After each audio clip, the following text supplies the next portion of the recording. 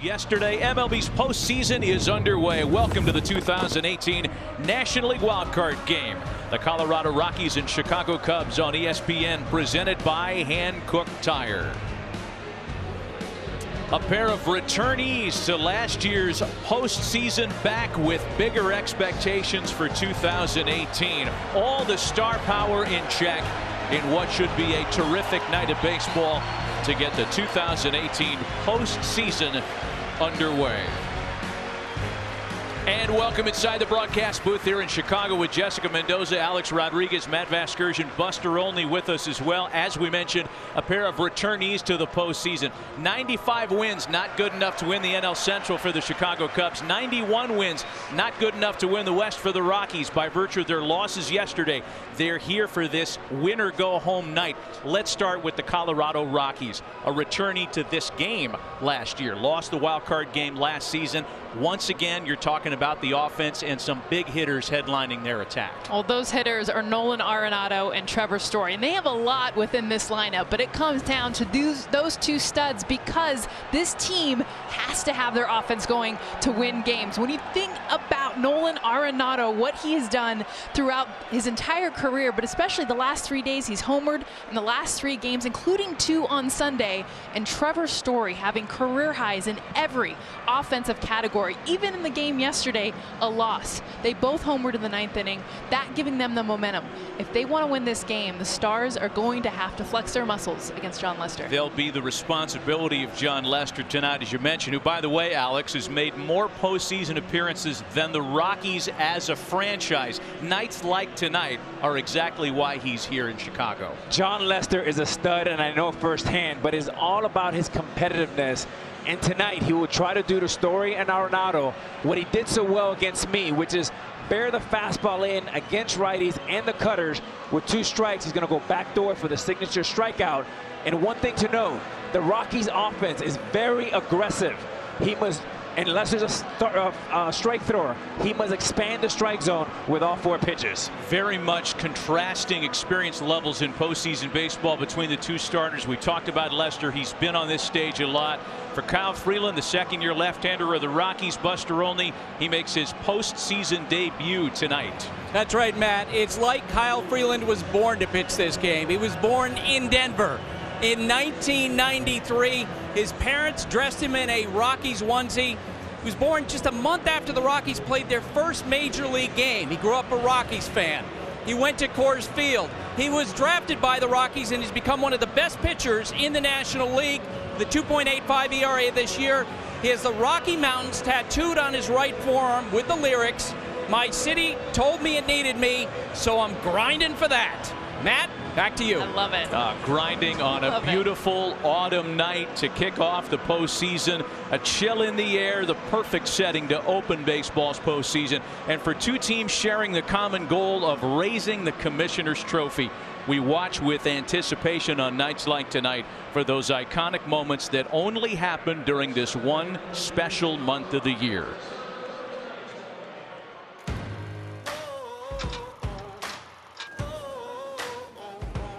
October baseball. Over the years, the format has changed, but not the fire. Moments made into memories. Stars into legends. Great teams into champions. I don't believe what I just saw. I'm a man on a mission. High fly ball going deep to left. They do it. Back in the gap, and it's a gunner. Touch a ball 2. Throw to the plate, and it's And what a way to begin. With one night to win and stay in, or lose and wait till next year. A long, simmering season for the Rockies and Cubs comes down to this.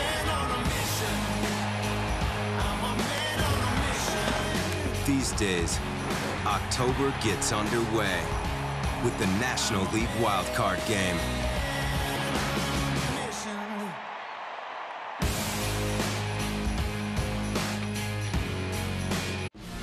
The 2018 National League wildcard game on ESPN is presented by Hankook Tire. Chase down your passion, never halfway. And in part by Chevy. Chevy's earned J.D. Power Dependability Awards for cars, trucks, and SUVs. A perfect night to start October baseball. Welcome back to Wrigley Field. Jon Lester and the Cubs taking the field in front of course, a sold-out crowd here on the north side of Chicago.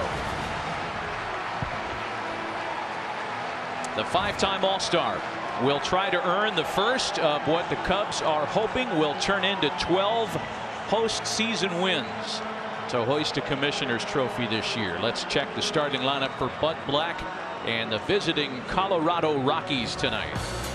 Yeah, Matt, highlighting the leadoff hitter, center fielder Charlie Blackmon, the 32-year-old three-time All-Star, has led the National League in runs scored the last 2 years, and the Rockies go as he goes. It's important for him tonight to set the table and set the tone early for the Rockies.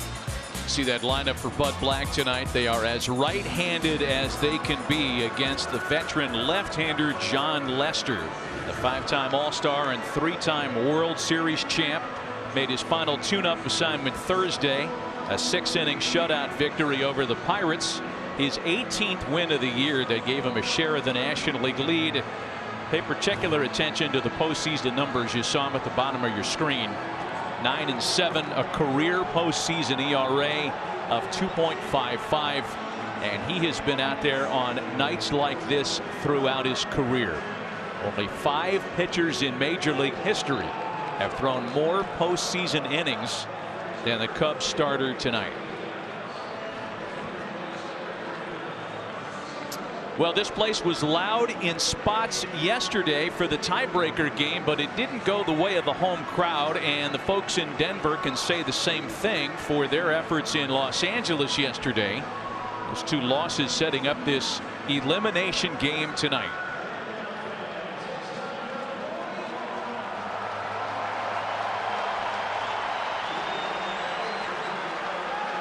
Blackmon, LeMahieu, and Arenado open the proceedings for the Rockies this evening. For Colorado, a part of the storyline at the start of play, the fact that they're playing in the third different city, third different time zone in the last 3 days. Neither team is what you'd call super fresh at the start of this postseason, and we are underway tonight in Chicago.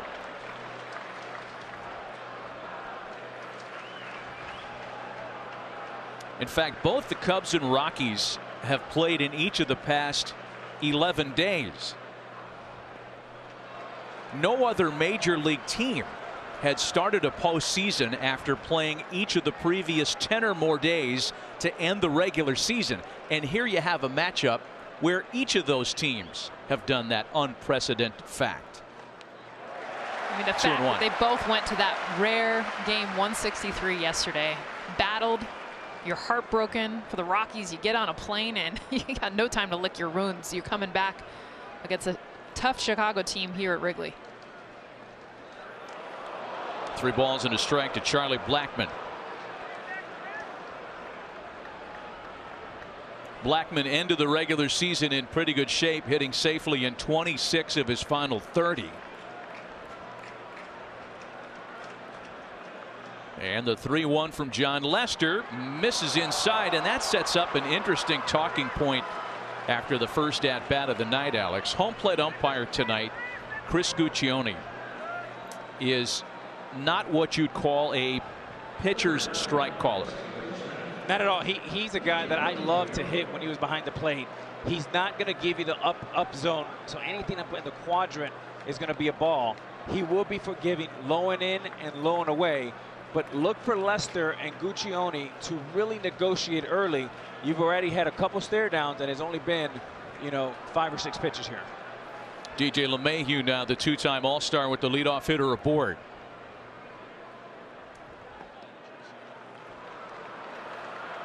We visited with both managers before this one tonight. Each, in their own way, preached the importance of scoring first. For the Rockies road team, you always want to go out and work with the lead. For the Cubbies, it's extra important to get a lead because you want Lester to pitch with comfort here at home, and you want to eliminate the running game from the Rockies. The body language of John Lester right now. Matt, to your point, it's early. Alex, you mentioned it. That's a miss away, that last pitch, but you felt the stadium, Contreras with the hold, and Lester, they want that pitch called. 2 balls and no strikes. Blackman off first. And a swing and a miss by the former Cub, DJ LeMahieu. You know, back to the umpire and the strike zone tonight. Chris Guccione, veteran umpire.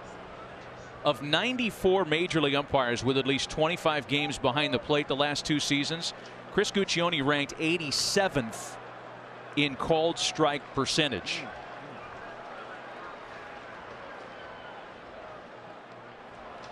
Matty, it's been a rough start for Lester and Guccione. It was something to watch all game, and Lester can get flustered early. But what Lester wants is he wants a 21-inch plate, and the hitters want a 17-inch plate. And that negotiation will go all game long. He's fallen behind back-to-back hitters to open the ball game as LeMahieu takes a strike to fill the count. Keep in mind, guys, too, that coming into this game, one of the big questions was, with the Cubs not having a lot of bullpen depth, could the Rockies push the pitch count of John Lester early to try to get him out of the game sooner? Obviously, pitching deep into the count early on does not help him. And this should be a running situation for the Rockies. Blackman off and running indeed as LeMahieu cues it foul.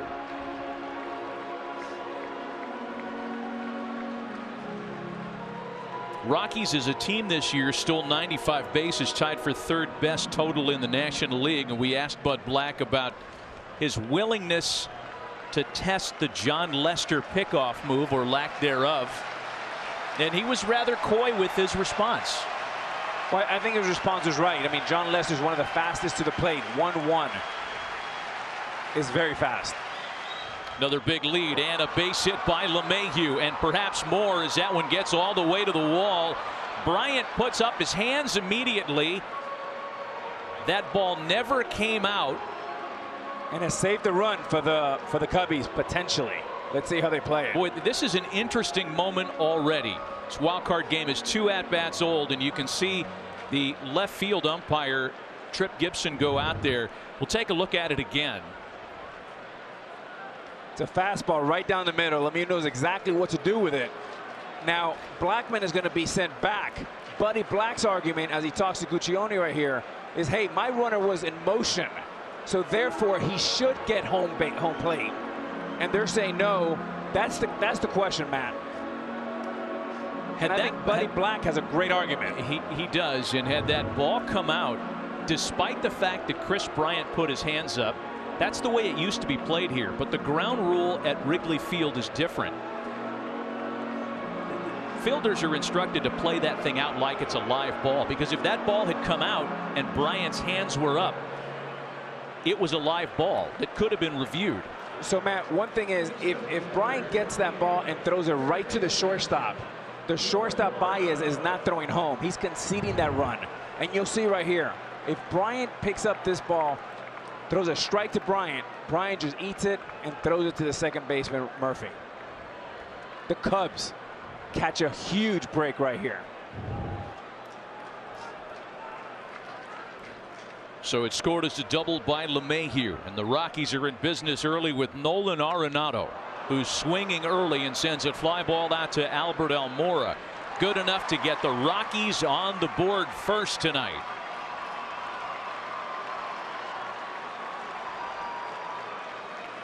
And good baseball here by the Rockies. You got a walk, a base hit. Buddy Black showing he's going to put the game in motion early by sending Blackman, and good baseball here by Arenado with an inside-out stroke, not trying to do too much. So the first out of the game yields a run.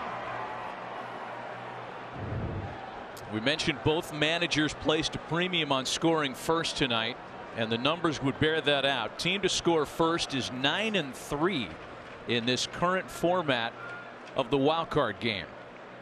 Here's Trevor Story now.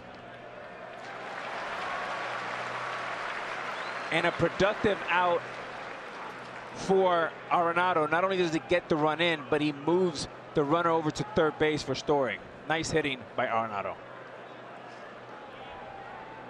LeMahieu at third with 1 out and 1 in. And 0-2 the count to Trevor Story. And this is the spot. That's the location. 2 consecutive pitches we saw with the first 2 batters. That same spot get called a ball, now getting called a strike. That changes everything for Jon Lester. Story, like a number of the Rockies hitters, finished the regular season with a bang. 4 homers in his final 6 games. And is a strikeout victim in his first try tonight.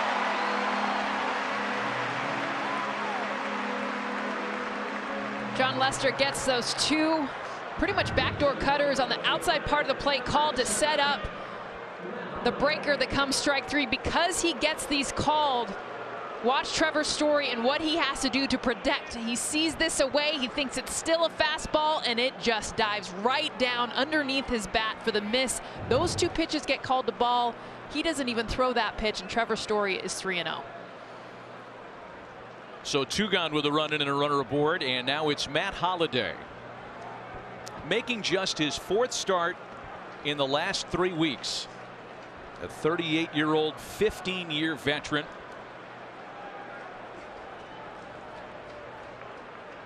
Returned to Denver as a free agent in July, as Holliday sends that one foul. Nearly a decade after he'd thought he played his final game as a Rocky, signed a minor league contract to return to Colorado, called up to the big leagues a month later. And with the left-hander out there to start, Holliday gets an opportunity to open the postseason tonight.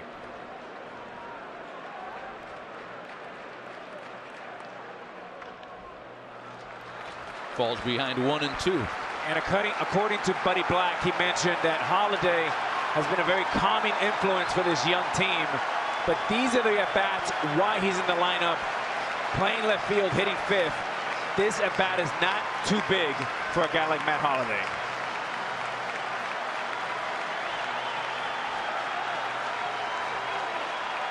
The 1-2. Got him swinging. After an atypical opening to the game, Jon Lester gets it back on the tracks with back-to-back strikeouts to limit the first inning damage at a run.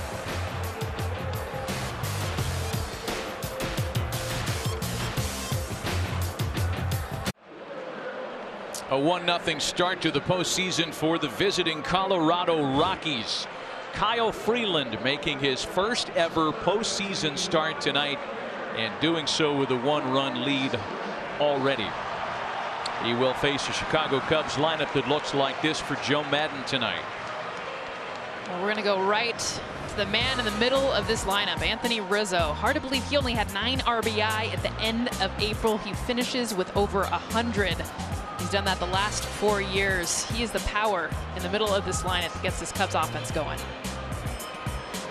Tall order for a second-year left-hander, 25-year-old Kyle Freeland, who, as we mentioned, is making his postseason debut tonight, coming off a terrific, historical second year in the big leagues, in the sense that his 2.85 ERA was the lowest ever posted by a Rocky starter. To boot, 17 wins in his sophomore season. Particularly good from the All-Star break forward, as he goes to work on Ben Zobrist to start his night. Zobrist, Bryant, and Rizzo here for Chicago. You're going to see straight painting from Kyle Freeland. Hits those corners. Not a guy that's going to overpower you. 90-91 on his fastball. He's got a 4-seamer, a sinker, a cutter, slider, and a changeup. Barely used curveball, but this is someone who relies, similar to Jon Lester, on working the corners. You're not going to see a lot over the middle of the plate. Ball and 2 strikes to Ben Zobrist. You heard the guys on Baseball Tonight talk about Freeland making a start tonight in big circumstances, let's be honest with each other, and doing so on short rest. He is the first Rockies pitcher ever to start a postseason game without regular rest, and is greeted with a base hit back up the middle from Ben Zobrist.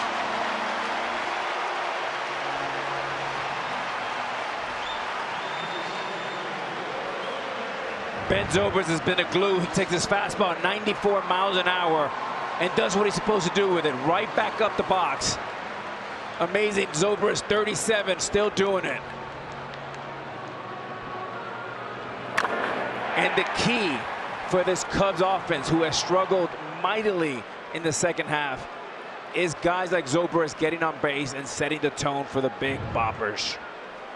Here's one of them, the two-time All-Star and former league MVP, Kris Bryant. A .272 regular season, 13 home runs, 52 driven in. Not the kind of Kris Bryant-like line that he or the Cubs was expecting for a number of reasons. A left shoulder injury chief among them.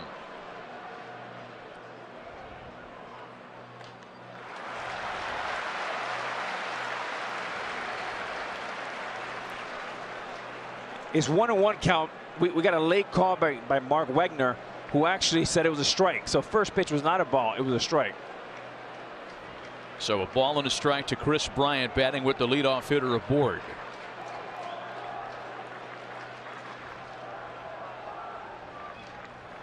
You know, the idea of anybody pitching in the postseason on short rest gives a lot of people pause.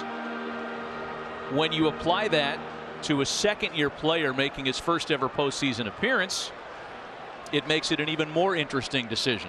Especially when you have Goliath and John Lester on the other side. You have experience. You have someone that knows how to handle pressure situations. The veteran, the older guy leading the Cubs against Kyle Freeland.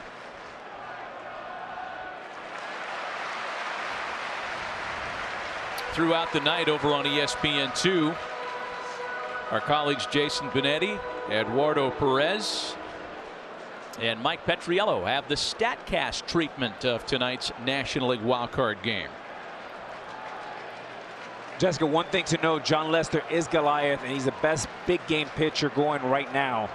But the advantage goes to the hitter the more you see him, and Lester being a veteran, a lot of hitters get looks at him. Freeland's advantage is the lack of experience, the fact that nobody has seen him. Usually it takes 2 or 3 at-bats to get comfortable. That may be too late for the Cubbies. 2-2 to Bryant. Well, you know, back to the short rest component here, guys. Over the past 2 postseasons, there have been 8 starts on short rest, and those pitchers went 1-4 with an ERA over 6. It's easier said than done, because Alex, you know this better than anybody, the postseason just feels different. And it is different, and you're only facing elite pitchers, and you're seeing 2 of them tonight.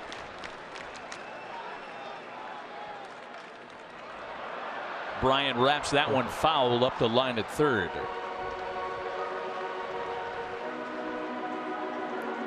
For the Cubs, their last 2 games really mirrored what happened to their lineup for most of the season. When they won big, as was the case on the final Sunday of the campaign. When they lost, they didn't really manage much offensively. That was the case yesterday in their loss against Milwaukee.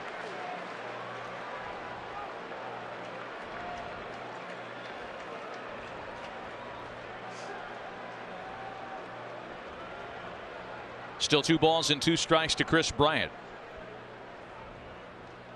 Got him swinging.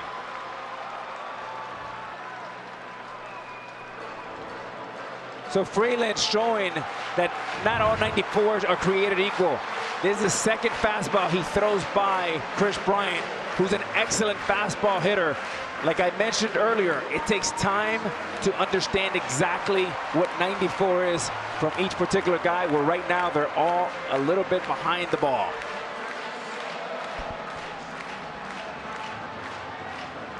Something you don't see all the time from Kris Bryant, keeping both hands on the bat on that finish. Remember that left shoulder injury he had earlier this season. Usually lets that bat go. He didn't there.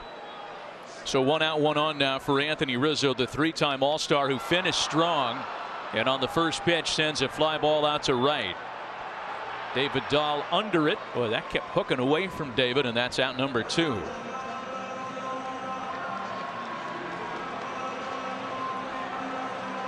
It's always a topic of conversation at Wrigley Field, what Mother Nature has in store tonight, and the answer this evening is not much.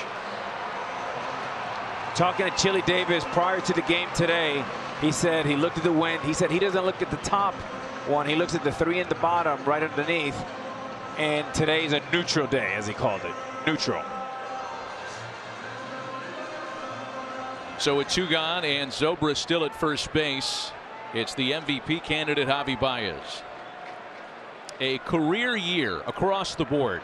National League leading 111 RBIs, as you can see. And the throw to first gets Zobrist.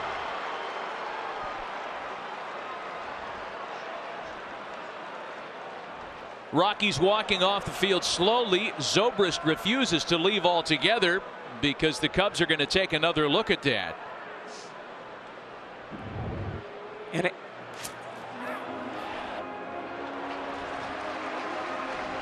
And the reason why he gets Zobrist here, or maybe not, is when Zobrist is looking into the catcher's signs.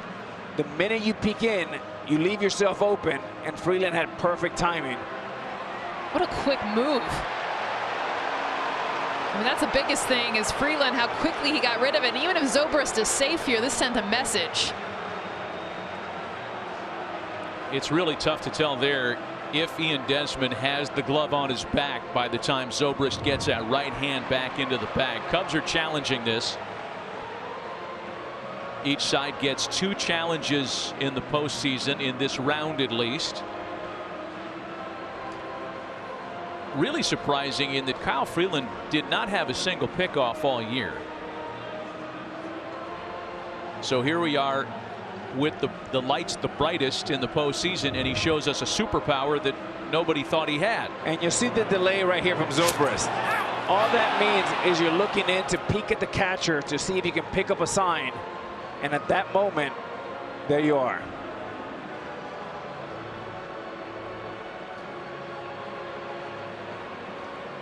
It looks like his hand gets in there as the glove's coming down from Desmond. I tell you, so far there's a lot to like with Freeland. He seems very calm, cool, and collected, but he's got very explosive movement. He fields his position well. Jessica, you mentioned that was a very quick move, but he also has a quick short arm motion.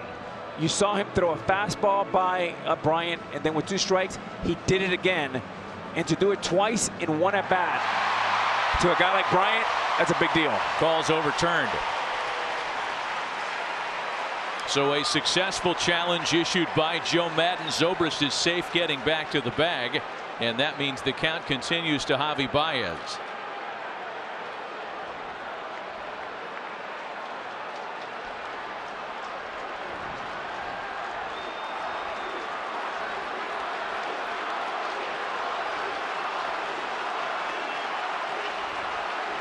Can Baez and the Cubs take advantage of the second life?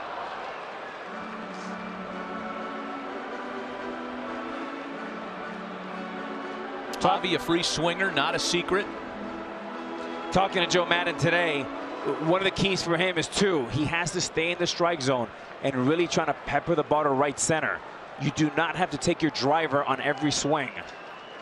Nice and easy. Less is more for Baez.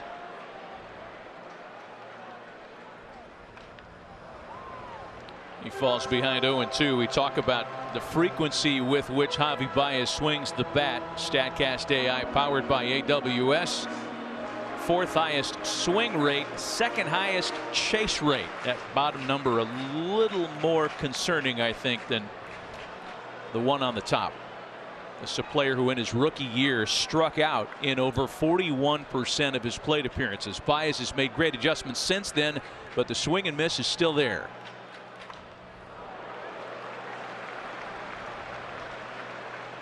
And that's a good adjustment even within this at bat. Getting 0-2. Alex, your point, him staying with that away pitch. When you see that front shoulder fly, him sell out on pitches there with a 2-strike approach, 2 pitches that he really had pulled off on prior to that, stayed on. And even though it was foul, drove it down that right field line. Zobrist singled open the inning. Bryant struck out. Rizzo hit a fly ball on the first pitch of his at bat. And the next 0-2 home to Baez.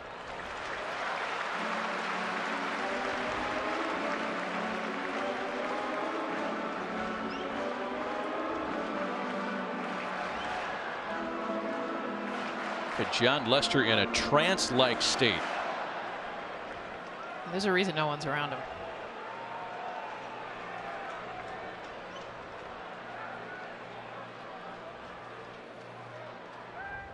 And a swing and a miss by Baez gets Freeland out of the spot in the first. A runner left stranded by the Cubs in their first set of at-bats. All the stars have aligned at Wrigley in the National League wildcard game.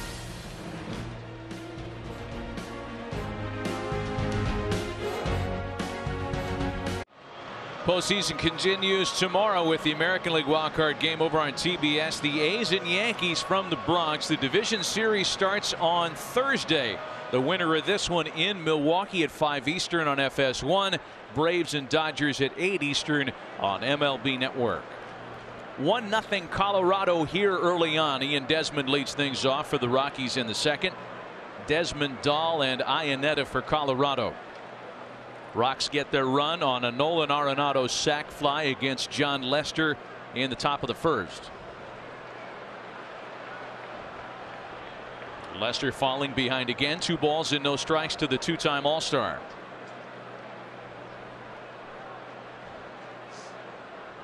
Desmond finished the regular season in good shape. Something you'll hear us say often about a lot of the Rockies. Hit safely in 15 of his last 20. Sends a fly ball here to Albert Almora in center.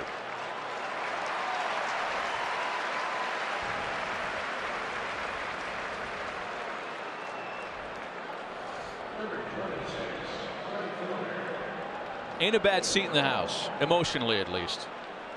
You might not be able to see every single thing from up there, but a good time is undeniable. Rooftops across the street, classic Wrigley Field. Way to watch taking a game. 1 gone for the second-year outfielder David Dahl. And you talk about hot Rockies to end the regular season. Dahl sends a fly ball to center. This has some run on it. Takes Almora to the ivy, and he makes the catch at the wall. David Dahl came about a yard away from his 7th home run in his last 9 games. That's right, Matty. He's red hot, bidding for his 7th home run. Takes first pitch fastball 91 miles an hour and hits it to the deepest part of the park. And Almonte making a big play. Not all plays, Almora, not all plays have to come in offense. Defensively, Almora can also set the tone.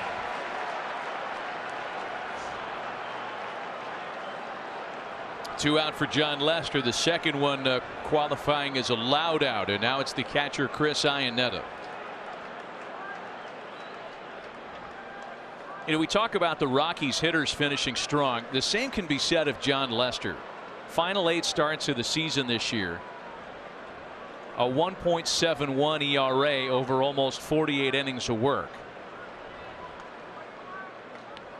And there was a time from just outside the All-Star break until late August that there were some questions for the first time as a Cub about John Lester.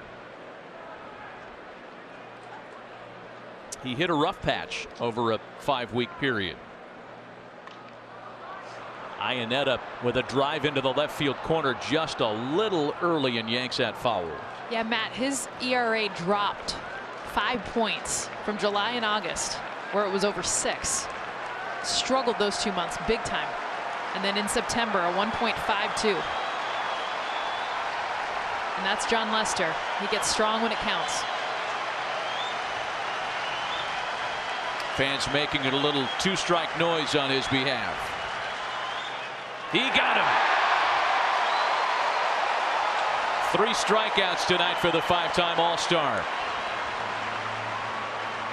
And the guy who made the big catch a moment ago is the first to hit in the bottom half of the inning in a 1-0 Rockies lead.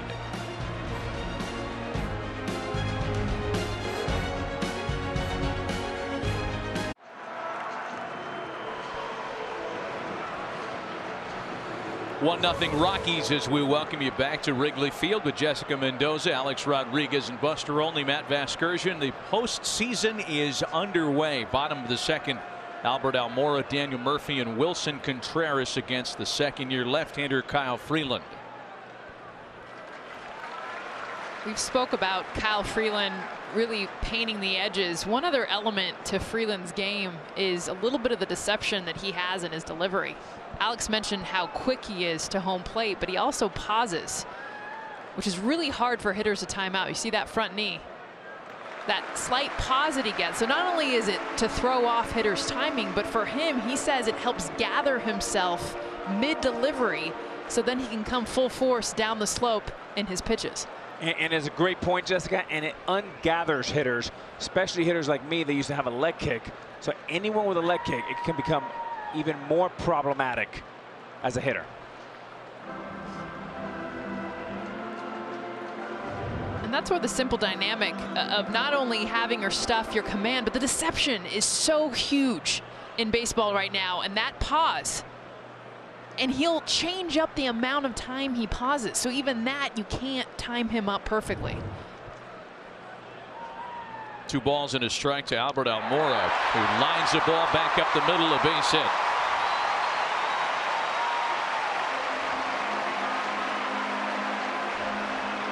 And there's a lot to like here with Freeland early on, showing a very diverse attack. He's going to throw the fastball here, 94. Then he's going to throw a nice little cutter. And then on this one, a backdoor slider. Great body language, great stuff with a lot of life. But as you saw with the hit to Almora Jr., when he throws it over the plate at all, it doesn't have that spin rate that you hear about. It doesn't have the velocity that you hear about. If he misses middle, he gets hit. Rockies to finish strong, not limited to just hitters. Kyle Freeland, great after the All-Star break this year. Now it's Daniel Murphy, who on the first pitch bounces it to Desmond. And nobody gets to first base in time to make that a double play. Desmond did a great job off the bag. And wisely, Trevor Story just ate the throw. So really nice play here by Desmond. You'll see Freeland getting off the mound a little bit slow. And that cost him a double play. That little hesitation right there is the reason why they don't get a very routine double play, especially with the way Murphy's running with his hurt knee.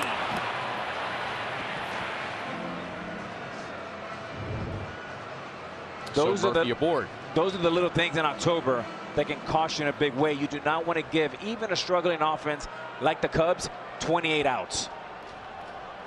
1 out, 1 on now for the All-Star catcher Wilson Contreras.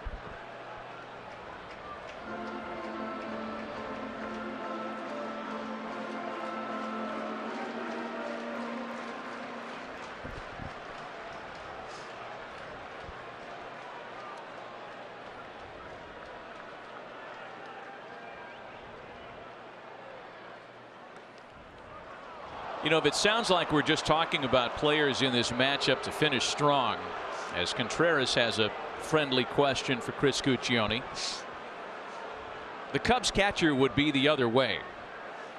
Did not have as good a post All-Star break run as he did before the Midsummer Classic, and he might actually have something to beef about there.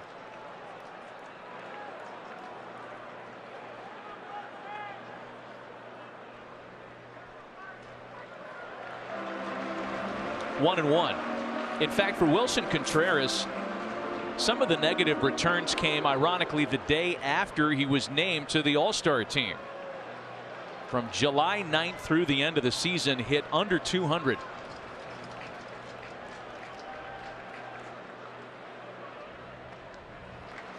It's a 2-1 now.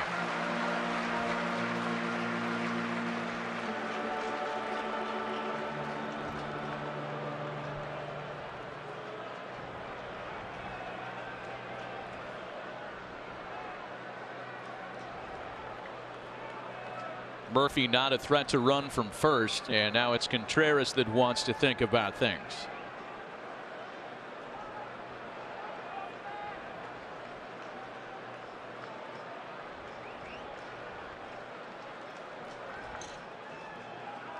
Two-one pitch.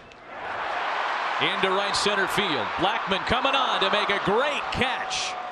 Murphy's got to get back. A fine grab by Charlie Blackman, who, by the way, even before there was contact, was standing in a pretty good spot to make that play.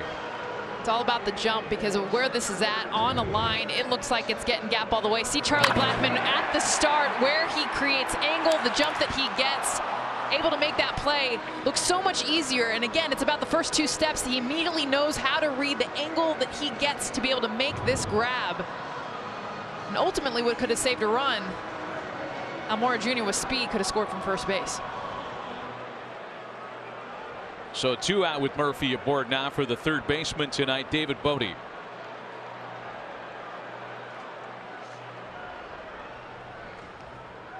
Bodie getting an opportunity to play tonight based on the pitching assignment of Kyle Freeland. Joe Maddon wanting to load up as many right-handed swings as he could tonight. And Bodie getting an opportunity to play this year because of the health status of Chris Bryant. David was up and down from AAA a number of times this year, but really opened eyes when he had an extended audition in the absence of Bryant. Not only did he play well defensively, but came up with some big key hits to win games for the Cubs, including a walk-off grand slam that we watched on Sunday Night Baseball midsummer this year. It was a Santa Maria moment. Saw that number, 5 of his 6 home runs, giving the Cubs a lead this year as he takes a strike. It's tough to quantify players like that in this day and age when we're so quantification crazy with advanced metrics. Bodie has that quality that's tough to put a pencil on. He's been a lifesaver for the Cubs, and there was a lot of panic kind of all around this town when Bryant went down. And one thing that stood out, when he hit that home run, he had a little bit of flip. He actually apologized for flipping the bat, which I thought told you all you need to know about this young man. Here it is.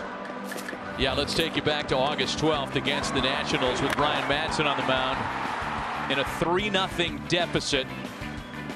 A pinch hit, walk-off grand slam. Cannot be a better feeling in this game. And if that was a flip, I mean, come on. Give the guy a break. I don't care if he nunchucked it. I mean, it's a big moment. Do what you feel. Freeland goes upstairs with the fastball to get the strikeout, his 3rd of the game. He's able to strand another base runner, and we're through 2 complete tonight with the Rockies on top 1-0.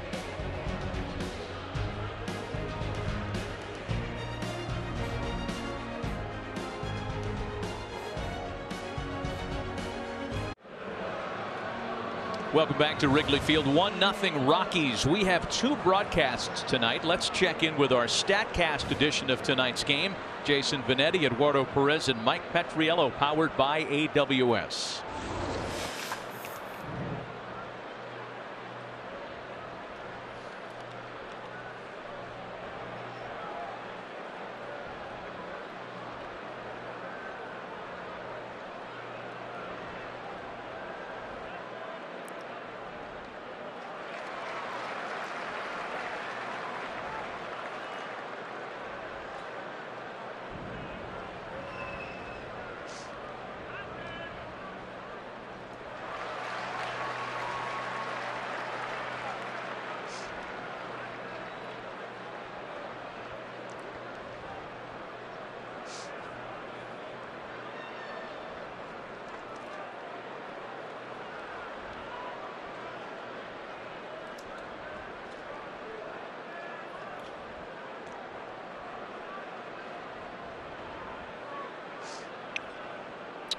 Is that it?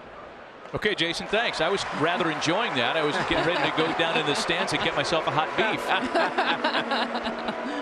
Swing and a miss by Kyle Freeland, and there's one away for John Lester. You know, I want to just kind of piggyback what Eduardo was talking about regarding Lester and the heartbeat. I mean, when you're talking about a guy who's on the all-time postseason innings pitched list, and with a laundry list of fall accomplishments that few can match, what happened in the regular season in terms of velocity dips, in terms of walks per 9, maybe a little bit more than you're used to seeing. It's just not relevant on October 1st for me as a fan. Here's Charlie Blackmon now with one away. What you saw in the first inning exemplifies Jon Lester. He gets himself into trouble when it's low leverage, low pressure situations. That's him during the regular season. You will see his ERA drop almost an entire point in the postseason over the course of his career, and that's what he did with the 2 strikeouts in the first inning when his team needed him to get the big outs. A ball and a strike to Blackmon. Well, it's 2 things. It's damage control. If you're a young pitcher and you don't have the experience and you're not getting the pitches you think you should be getting, maybe you give up 2 or 3, but then he doesn't go hard, he goes softer. Blackmon out to left field. Another base hit for Charlie. He was about all the Rockies had offensively yesterday in LA until the back-to-back homers in the night by Arenado and Story. Exactly what you want to do here. Left on left fastball, and he fights it the other way. Very nice. Great approach and not trying to do too much. In October, less is more.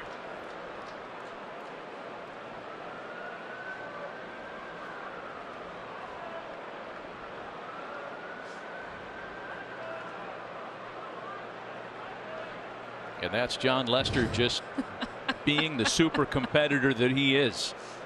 Look at Chuck Nasty. 7 hits in his last 9 at-bats. Another big lead.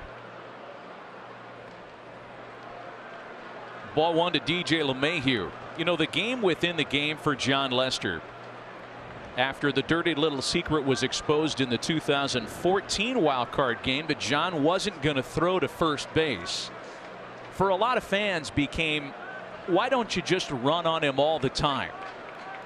Easier said than done. Because as much as he, yes, won't throw to first, he's good at holding. He's good at varying his looks. He's quick to the plate, as Alex mentioned. We ran all that past Bud Black before the game and said, are you going to put the foot on the gas pedal against Jon Lester? And he gave us every indication to believe that they're going to try to pick their spots if they go at all. Snap throw down to first is too late. And that's the third element, is the back pick the Contreras will bring. So yes, you can get off first. Your primary lead can be bigger, but that secondary lead, if you're not going to go, watch his secondary lead for Blackmon. He almost gets picked here because he stays out there too long. And that's the other element, that yes, Jon Lester cannot throw to first base, but he's got a catcher that's not afraid to quick snap the throw down there in case that secondary lead is too big.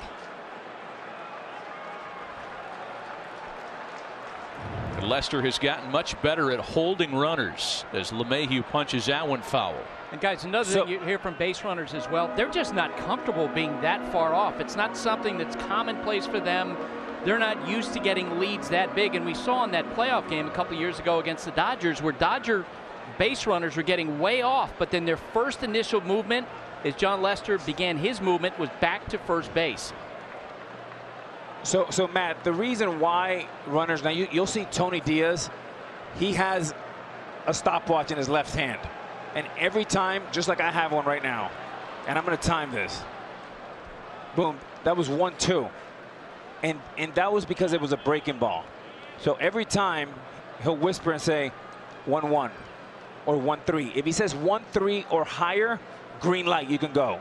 If it's 1-3 or lower, in this case, he hasn't thrown a pitch above 1-3, it's impossible to run. So a lot of it is gimmicky. A lot of it is just simple math. 2 balls and 2 strikes to DJ LeMahieu. And Jon Lester sitting right at 1-1, 1-2. Right.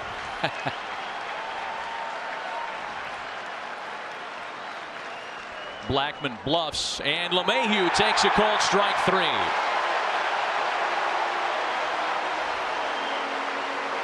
5 for Jon Lester tonight.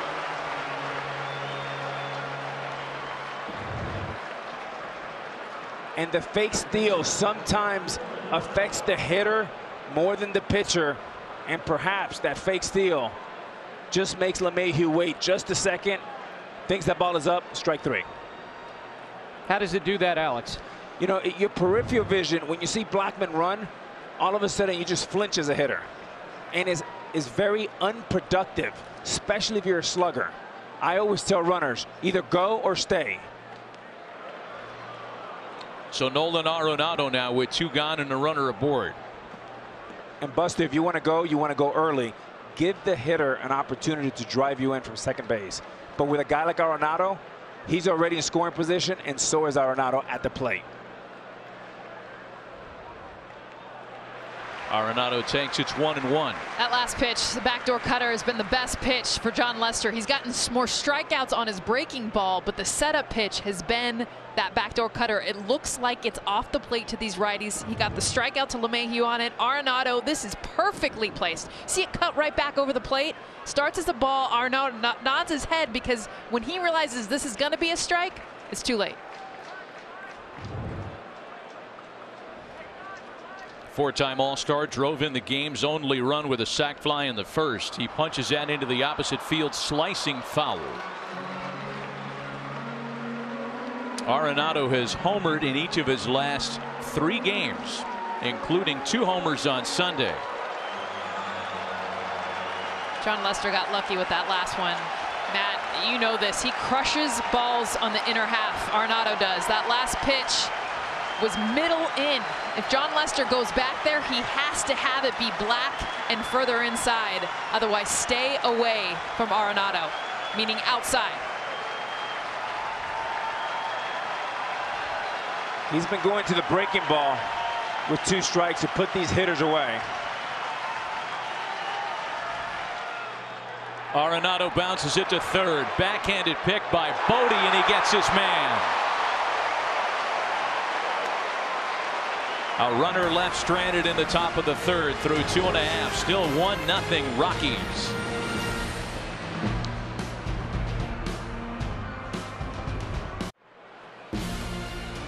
Still a 1-0 lead for the visiting Rockies in this National League wildcard contest. The winner advances to a date with the Milwaukee Brewers. And for the loser tonight, their 2018 season comes to an end. Welcome back. Jon Lester leads things off in the Chicago half of the third. Lester then top of the order, Zobrist and Bryant. Well, both left-handers have been up to task. One with significantly more salt on the cap than the other, the more experienced Jon Lester. 5 strikeouts through 3. 3 strikeouts through 2 innings for his junior counterpart, Kyle Freeland.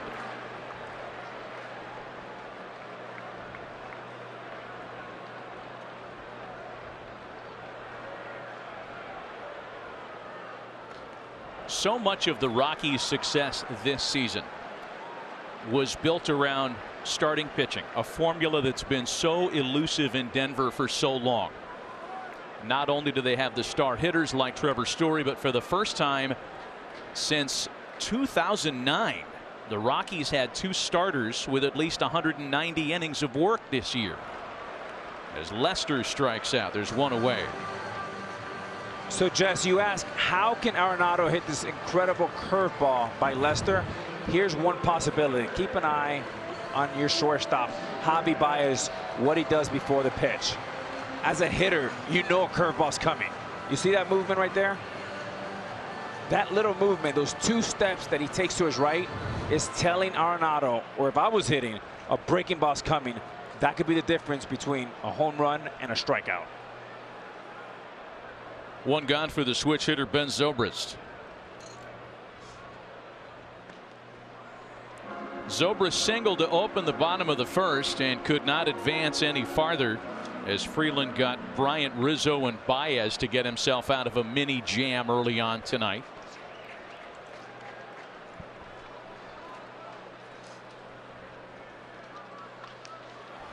Comebacker.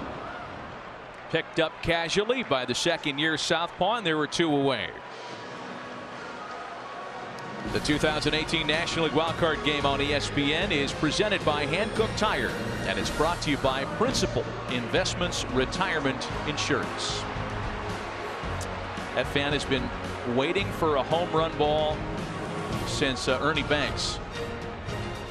We're told 59 years. Wow. that fan has been parked like that looking for a souvenir. That's awesome. I love it. 2 gone for Bryant. I mean, you want to know how good this kid Freeland is and how explosive his fastball is? You have one of the best fastball hitters in the game. He's already struck him out with the fastball, and that's the third fastball that Chris Bryant continues to be late on.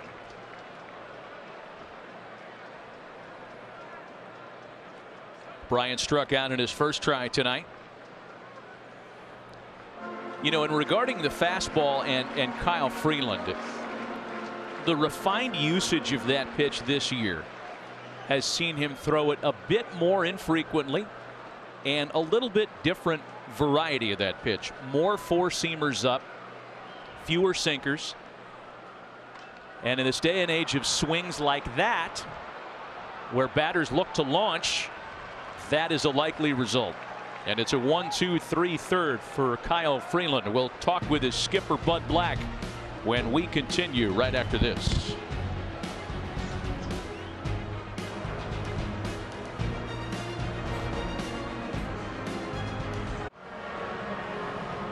Visiting Rockies on top 1-0 as we hit the top of the fourth inning in this National League wildcard game. Rockies manager Bud Black good enough to join us during the telecast. And Bud, you guys are doing it the hard way, I guess, right? Had to run the gauntlet in September, had to play the extra tiebreaker game yesterday, and here you are, winner go home tonight. You're right, Matt. It's been a tough go, but you know, man, our guys are resilient. They're mentally tough. You know, they hang on. You know, then they come to play, man. They're a great group, businesslike, prepared, all those great qualities that good teams have.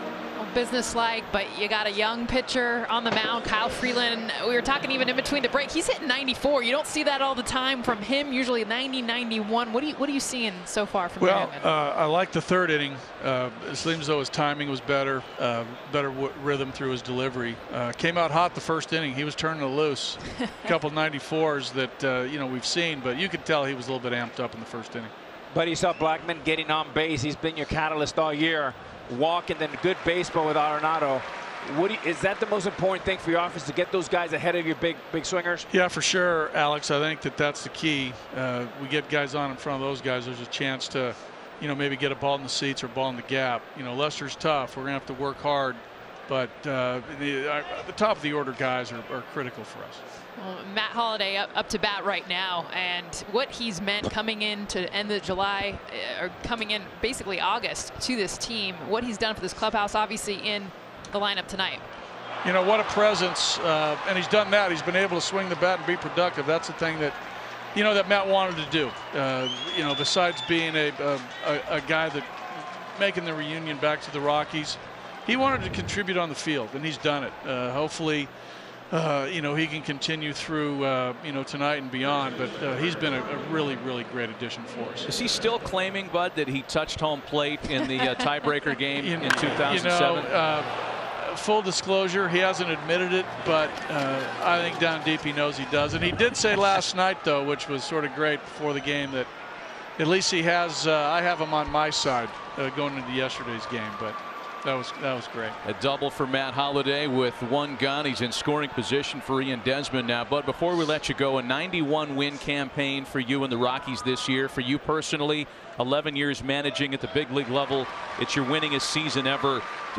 Give us a statement, a paragraph on this year's Rockies team. Well, what a great group. You know, a great blend of, you know, veteran position players and young pitchers who've stepped up. We got a veteran bullpen. It's been, you know, it's been from spring training. You could tell that this was a great group, and I'm really proud of how these guys have played all year long. They've played hard and they've come to play, which is all you can ask for. Well, congratulations on a great regular season. Best of luck the rest of the way tonight, and thanks for the time. Okay, thanks, guys. Thanks, Bud.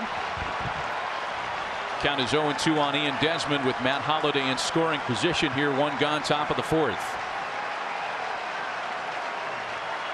Boy, just having a runner in scoring position constitutes a rally on a night like tonight, when both John Lester and Kyle Freeland have been in control early on.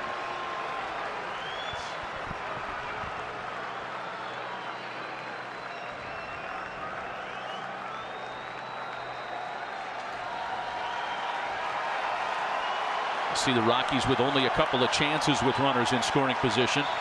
They hit .259 as a team in that situation during the year. It was good for 9th in Major League Baseball, and it's 1-2 now to Ian Desmond.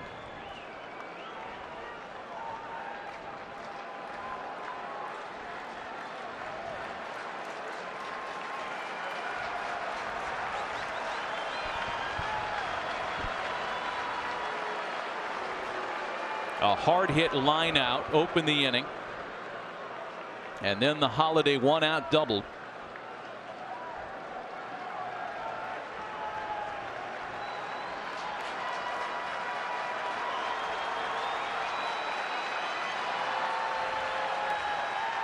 The 1-2. Want to extend on Matt Holiday a little bit because his return to Denver was something that I don't think anybody could have seen coming last year when he opened the season as a Yankee. Had a great April and May. And then was stricken with what was thought to be a virus that effectively cost him not only the end of last year, but the beginning of 2018. As it turns out, Matt was suffering from mercury poisoning. Sapped his strength, his energy, took him a long time to come back. And yeah, the Rockies might have played the sentimentality card when they brought him back on a minor league deal, but guess what? He has earned his way back in the starting lineup. And he might be a big difference maker not only tonight, but should the Rockies advance for the rest of the postseason. And the Rockies made a similar move in 09, bringing in Jason Giambi, and that worked out very well. Breaking ball called strike 3. Desmond is locked up. 6 for John Lester already tonight. And that's why John Lester is John Lester. This is a 3-2 backdoor breaking ball, and it's a dandy.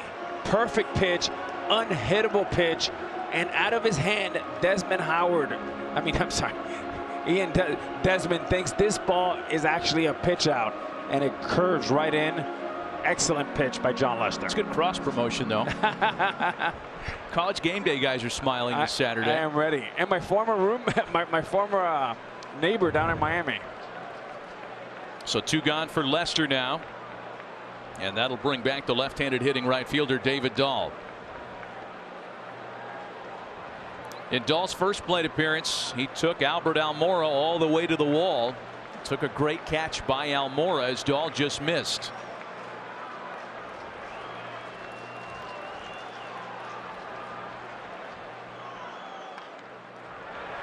A roller to first. And a 1-out double is stranded.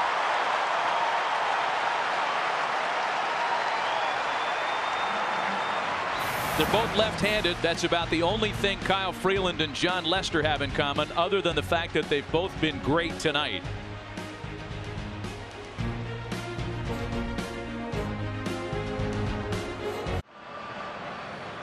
The MLB At Bat app brings every postseason moment to your favorite devices. Catch every moment with features such as pitch tracking, in-game highlights, stats, news, and more. Download MLB At Bat today, your #1 app for live baseball.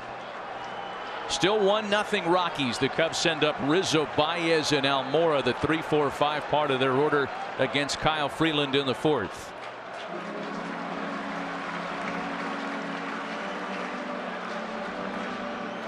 Rockies overloading the right side, as many National League opponents do for Anthony Rizzo.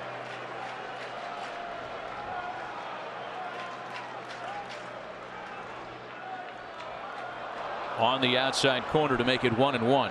Talking to Rizzo pregame, he said his approach to Freeland, I know they're going to attack me away.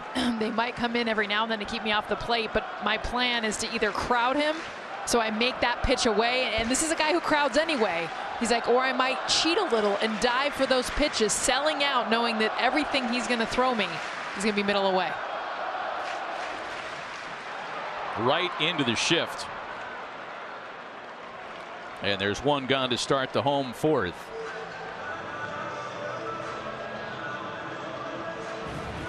Kyle Freeland, this is his heat map. We mentioned he is pinpoint accurate on hitting the corners. This is something you just don't see, is the accuracy of in and away. This is the pitcher's view. That red is where he will go We mentioned north to south, which is up and down. He goes east to west. That away to righties, inside to righties. There is no one better in baseball, I believe, that can hit the corners better than Kyle Freeland. And now a hitter who is susceptible to swing and miss on the corners, and that's Javi Baez, who struck out in the first. Yeah, only the timeless wonder that is Bartolo Colon threw a higher percentage of pitches on the corners this year than Kyle Freeland.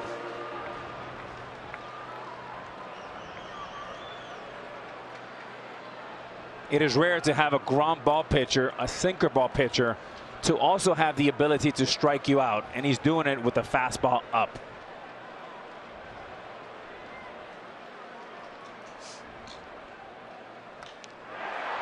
To the opposite field for Dahl, and there are 2 away. Javi Baez playing shortstop tonight, as he has for much of the last month of the season down the stretch, in the absence of Addison Russell, Buster. Yeah, because he's still being investigated by Major League Baseball after a blog post that was put forth by Melissa Reedy Russell, his ex-wife, and under the domestic violence policy of Major League Baseball, they're looking into his actions. Rob Manfred told reporters before the game no final decision has been made. Look, the practical reality is he has now not been on the field since September 19th. He may very well not appear in the postseason. 2 gone, bases empty now for Albert Almora, who takes a strike.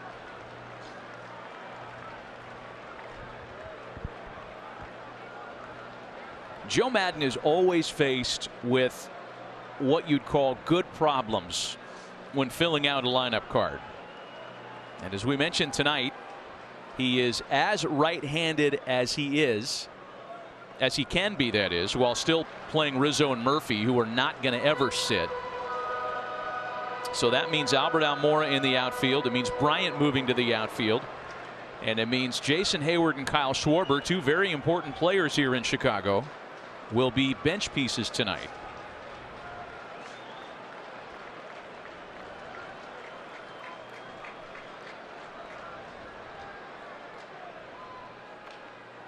You know, we'll see what kind of role that means for them down the stretch tonight. As we remind you, gear up for the postseason. Check out the T-Mobile Tuesday app now for $15 off at MLBshop.com.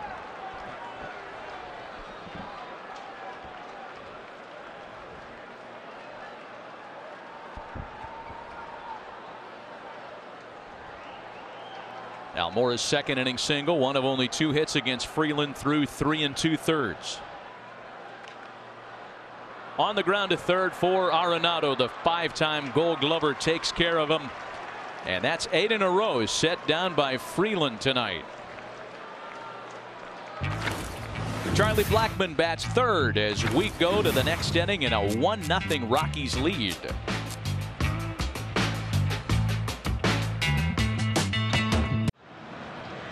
Back at the National League wildcard game presented by Hankook Tire. 1-0 Rockies. Moments ago, Buster had an opportunity to visit with Cubs manager Joe Maddon.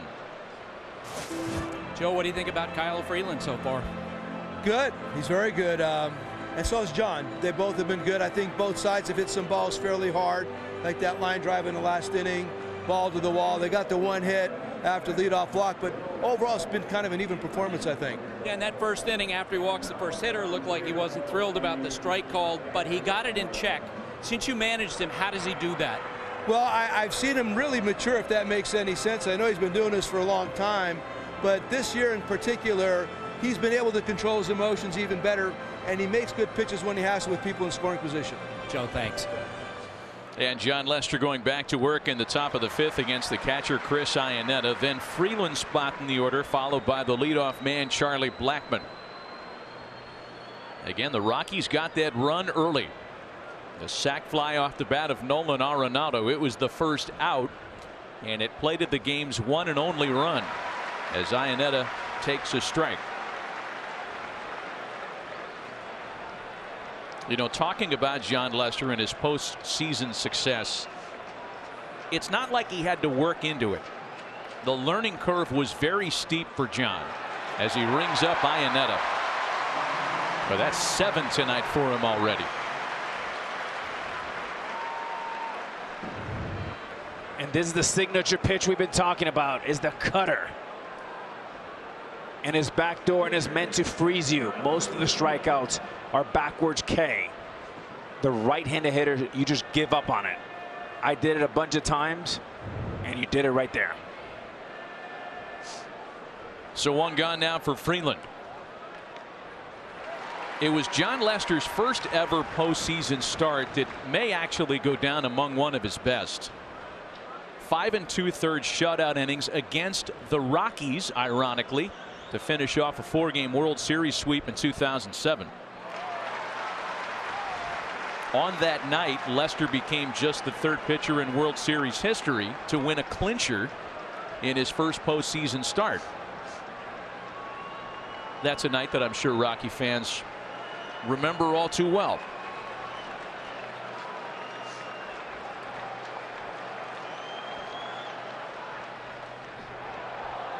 Ball and 2 strikes to Freeland.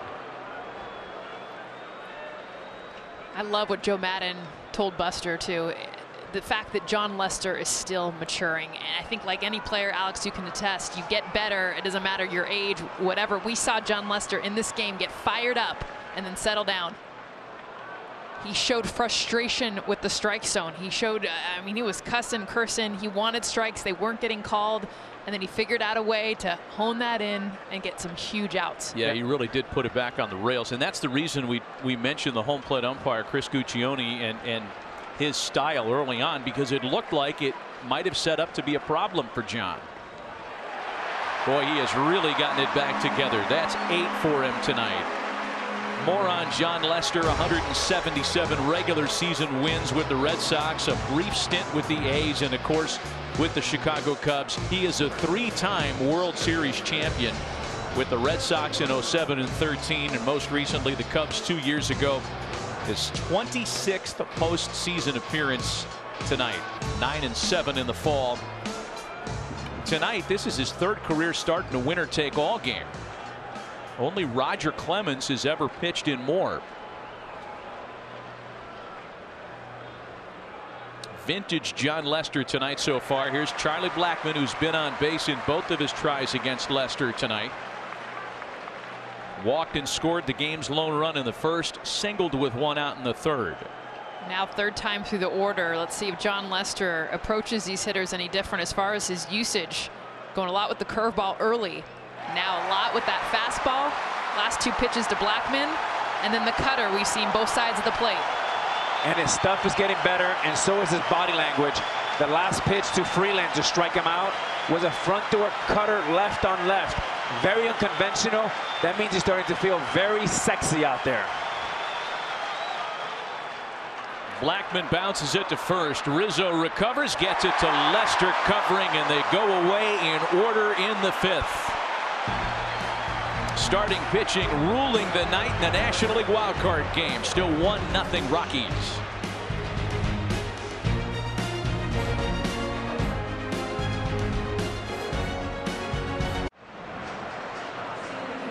Want to stay up to date? Hey Siri, show me the MLB playoff schedule. Well, Siri responds by telling us that tomorrow the A's and Yankees play the AL wildcard game on TBS. The division series in the National League starts on Thursday. The winner of this one up against the Brewers on FS1 at 5 Eastern. And then MLB Network has the Braves and Dodgers at 8 Eastern Thursday night. 1-0 Rockies. The 2nd-year left-hander Kyle Freeland, though not racking out the kind of strikeout total that John Lester is, has matched his senior counterpart nicely tonight and is pitching with a 1-run lead. Murphy, Contreras, and Bodie here for the Cubs. A bouncer in the infield. LeMahieu's got it. And a former Cubs second baseman retires the current Cubs second sacker. Well, this has been all about the 2 starters tonight.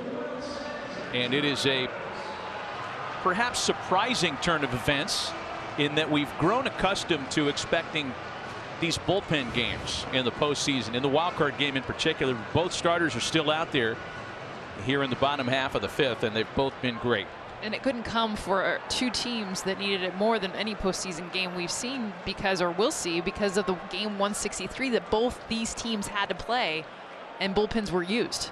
We're talking to both managers before the game. They needed length from their starters in a big way, and normally we're seeing the opposite. Starters go very short and hand that ball to the bullpen as soon as you can.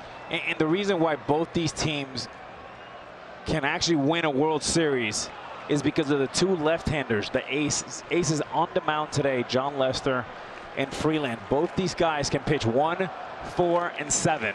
And that's what it takes in October, is you need that horse at the top. 0-1 the count to Wilson Contreras. Shattered bat and a roller for Arenado, who bare hands and gets him by plenty. Wow. But Tugan, a reminder, if you're not following MLB on social media, you should be. Follow at MLB on Facebook, Instagram, and Twitter. Tugan quickly here in the 5th for Freeland. And it's like the cutter contest going on right now. You talked about the front door, back door combination we saw from John Lester. How about break your bat inside to righties that Kyle Freeland's been getting in the kitchen with that pitch. Nice late movement on it, too. And Buster, I know the movement has been going to this bullpen. I know this is not a conventional night, but if you think about the championship teams, you look at Justin Verlander last year, you look at John Lester in 16. Of course, Madison Bumgarner brought home 3. 09, we had CeCe Sabathia. It's my belief that if you don't have the top horse to take you to win 11 games, in this case 12 games for a wild card team, it's very difficult to win. In the postseason and the wild card games last year, starting pitchers accounted for 22 of 102 outs. 22 of 102. These two guys are putting on a show tonight. My question is, does Freeland ever blink? No. Yeah, we were all promised, you know, a second-year player who pitches beyond his years, gutsy, calm, even heartbeat. He has exceeded those expectations tonight. And brought velocity I have not seen from him all season long. I mean, he has hit 94, 95. This guy normally sits at 91, maybe 92. Right there, 94. Now, the command isn't as pinpoint because of it, but as much as his heartbeat might normally be steady, it's bumped up a notch for this big game. And it's not just velocity, Jessica. When you want a sinker ball pitcher to pitch down, that way you think golf mode. But what he's doing tonight, Freeland, he's throwing up as well, and that's where the strikeouts are coming. Right and there. There's another one for him. Second time he's taken care of David Bodie tonight. 5 strikeouts through 5 scoreless innings for Kyle Freeland, who continues to lead 1-0.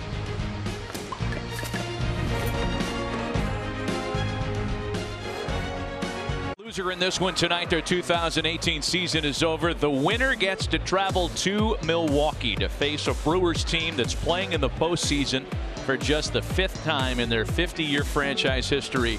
And a really exciting, energetic group of Brewers watching tonight to figure out who their opponent in the division series will be.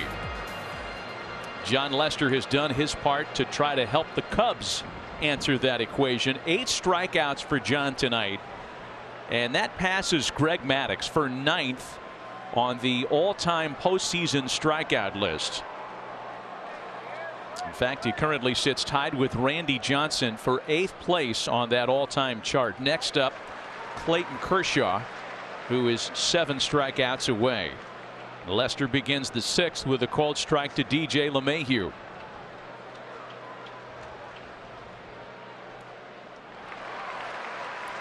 LeMahieu quickly behind 0-2.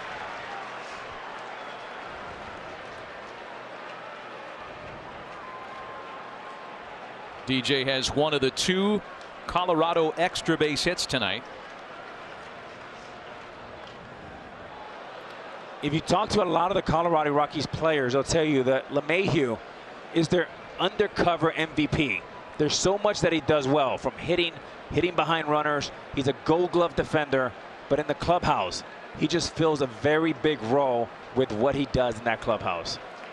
Be interesting to see what the future holds for DJ, a free agent at season's end. There's a sharply hit ground ball rolled right to Baez. And there's one away. What's Johnny Lester done tonight to keep those Rockies bats silent? He's expanded the zone with the curveball early in the game in big situations, setting up the pitch and getting a lot of swing and miss. And then what we've seen as of late, especially third time through the order, is the cutter. Backdooring it to the right-handed batters, looking like a ball, finishing like a strike, and the front door to lefties. So we've seen the curveball, we've seen the cutter, the fastball, but John Lester changing his game as he gets through this lineup now in the 6th inning.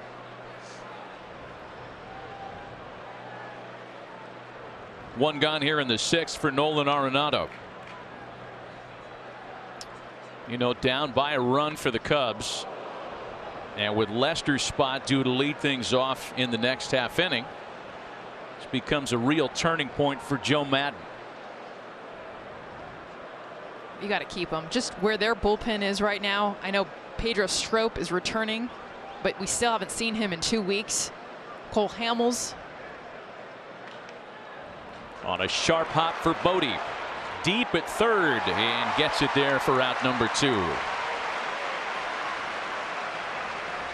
Pitch hit and run is Major League Baseball's free skills competition for boys and girls aged 7 through 14.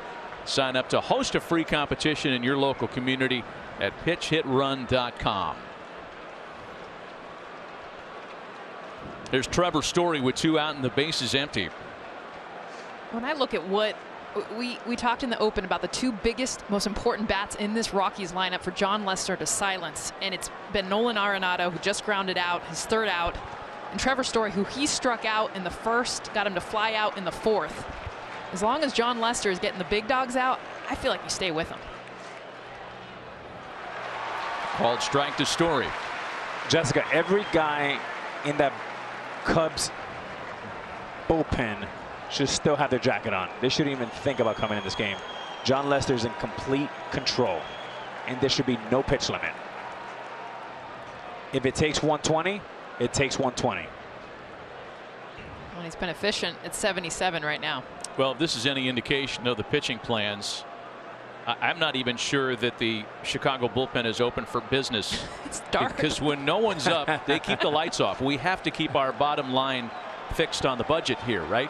Well, not only the budget, but the DJ is ready in case they hit a big home run. Then they start dancing. So that's going to answer your question, Jess. As you said, it doesn't look like he's going anywhere. Story into the gap in right center, however.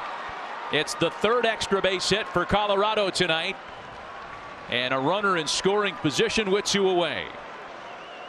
And this is where we've seen the maturity of Trevor Story. The difference between Trevor Story this year and the last 2 seasons is his ability to hit pitches up in the zone. Look at the location. This was his first strike that he took. He knew that the strike zone was going to be right at the letter, so now he just gets even with this pitch. Trevor Story, a big launch angle guy, used to get under it too much last year, changed it, adapted. He would strike out on that pitch last year. Now he's hitting it in the gap for a double. You know, Joe Maddon told us earlier today in his office that it's bad news for the Cubs when Story takes the ball and hits the ball the other way.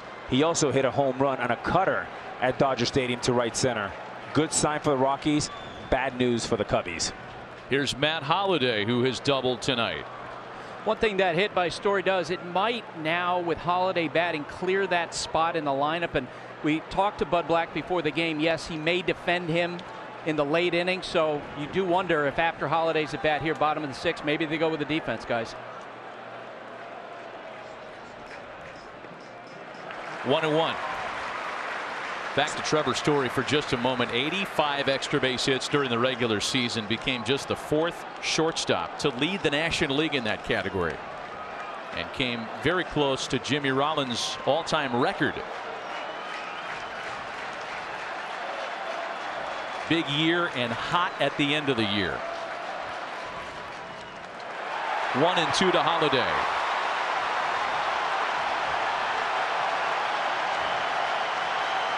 And this is a cutter. Holliday thinks it's the ball because it looks like a ball out of his hand, but the cutter comes in at the last moment for a strike. Great pitch, better call.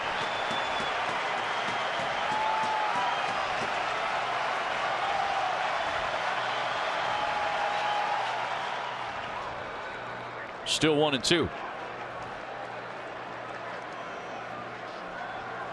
Matt Holliday 1 for 11 with runners in scoring position between being called up off the AAA roster and today.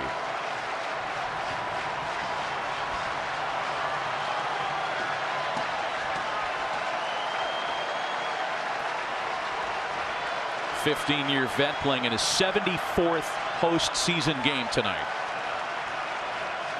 The next 1-2. And if you're John Lester, this is where experience pays off. You have 2 hitters to get 1 out. You have Holliday and you have Ian Desmond. Your thought process, if you're John Lester, if you fall behind Holliday, you just walk him. If you get ahead of him, you attack him and put him away. The luxury of having first base open.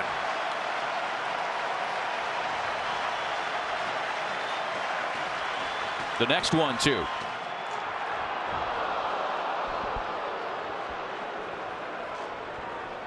Two postseason veterans. Holliday, the MVP of the 2007 NLCS when Colorado defeated Arizona to advance to the World Series for the first and only time in franchise history. It was the year Matt won the batting title, led the National League in RBIs. Back to even at 2-2. Full count now. This is how good John Lester's been tonight. He went to a full count more than any other major league pitcher this year. This is only his 3rd tonight. And as a hitter, if you've been paying attention, this 3-2 pitch, especially with the base open, should be a breaking ball and not for a strike. The payoff pitch. Got him swinging. 9 for Lester tonight. And none bigger than that one to strand a runner and keep it just a 1-0 game.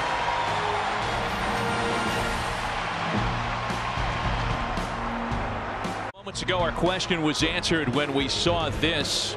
Joe Maddon talking to John Lester and explaining why, after 6 dominating innings, he is going to his bullpen. In a 1-0 game, an offensively starved Cubs club choosing to pinch hit to lead things off in the bottom of the 6th inning, meaning John Lester, as strong as he was tonight, with 9 strikeouts to tie a personal postseason high.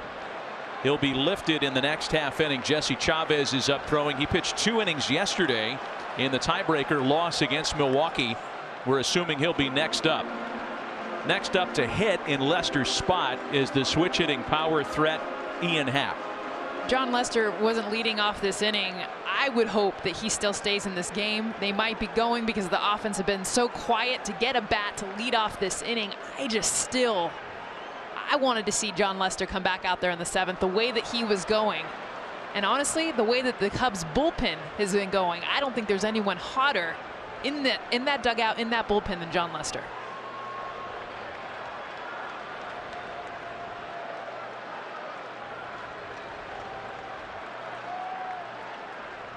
Oh, and 2 to Happ.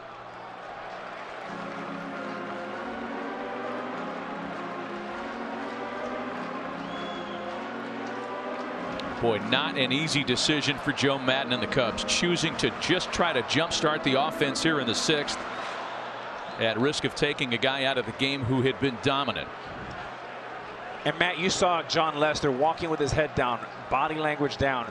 He threw his best pitch, was his last one, a backdoor cutter, 89 miles an hour, and he was pumped and he was excited, and he hoped that pitch bought him an extra inning. But he's an old school guy. He's your best pitcher, but he's also a workhorse. And you usually have one or the other. In this case, John Lester's both. 11 of the last 13 years, 30 starts or more, 32 this year, and 8 seasons with 200 innings plus. 2 balls and 2 strikes. So it's up to Happ to try to make that decision pay off. Ian's been very good off the bench this year. A pinch hitting at bat average of north of 300, 2 home runs off the bench this year. The 2-2 from Freeland. And Matt, facing him for so many years, John Lester, you're feeling really good in the other dugout because you're glad that you cleared him and he's in the clubhouse and he's not participating anymore. Crowd on its feet on a 3-2 pitch home.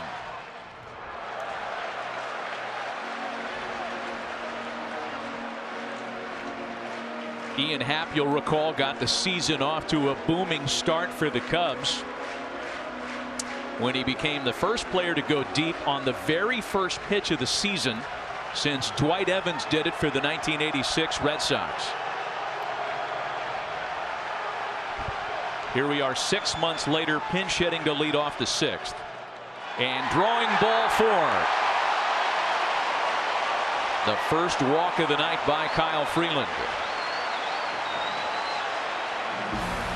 The 2018 National League Wildcard Game on ESPN, presented by Hankook Tire, is brought to you by Chevy. Chevy's earned J.D. Power Dependability Awards for cars, trucks, and SUVs.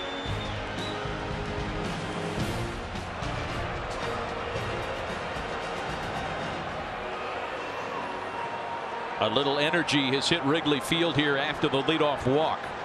There was a lot of energy here moments ago when John Lester struck out his 9th batter of the game.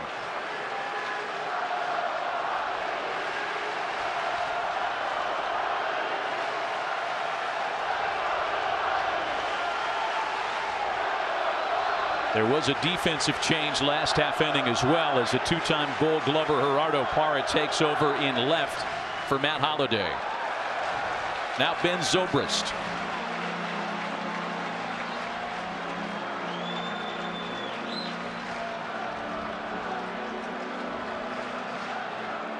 The Cubs don't run a lot. Not only that, their stolen base percentage was the 2nd worst in the National League this year.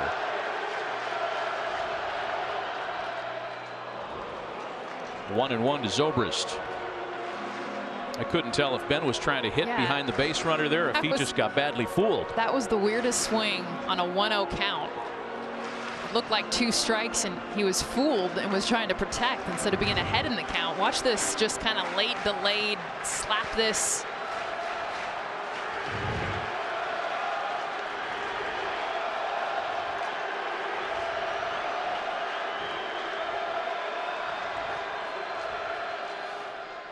Bunting, and he bunts it foul.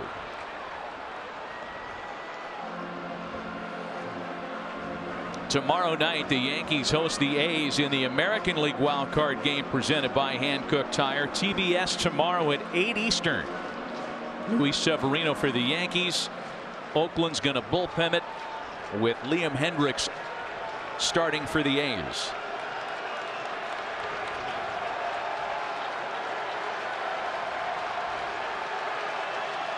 So a ball and 2 strikes on Zobrist now. Swinging away, a swing and a miss.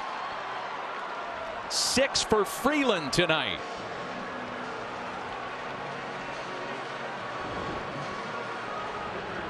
Freeland has dominated Bryant tonight, and he's done it with fastballs. 10 pitches, 7 heaters, and working all quadrants of the zone, especially the upper quadrant. And Bryant has been late all day long. That ball's on top of him, and right now the predator is Freeland attacking him. Chris Bryant has struck out and popped out tonight. Into shallow right. Dahl on the run with a chance to make the catch, and it drops in.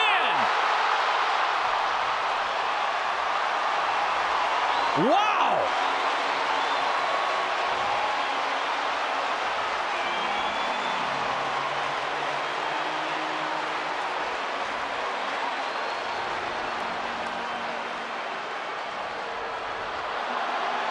That's a rare mess up there, Jessica, and usually the wind plays a big factor. I don't think that was the case tonight. To me, it looked like he was a little running flat-footed, and the ball just bounced on him a little bit, and he lost his footing, and he lost a little bit of the eyesight. He overran it. He went to get to this position to be able to get where he thought the ball was going to drop flat out. He overruns it. He gets here, realizes it's back another 2 feet. Big, big mistake for David Dahl in right field.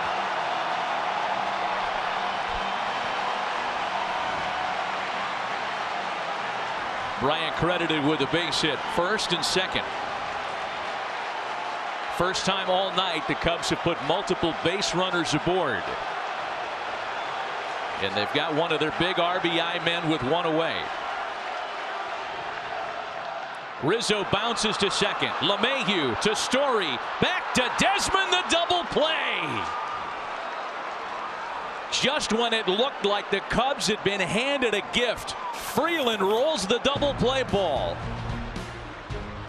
We're through 6 complete tonight at Wrigley with the Rockies still on top by a run.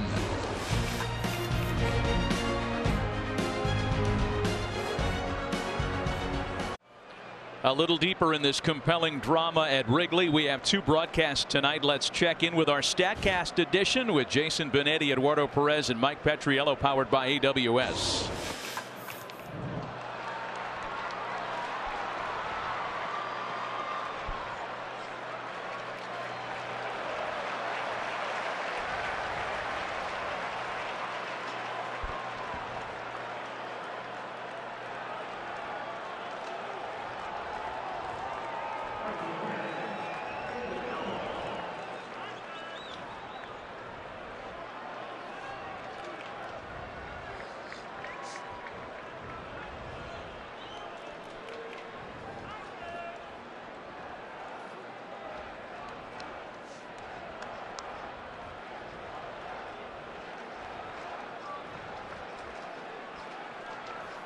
All right, guys, a leadoff single by Ian Desmond. And the reliever Jesse Chavez going back to work now on David Dahl. How baseball presents an opportunity for redemption every 5 minutes or so. And now it belongs to David Dahl. As it turns out, the misplay in right didn't cost the Rockies. The big double play ball rolled off the bat of Anthony Rizzo.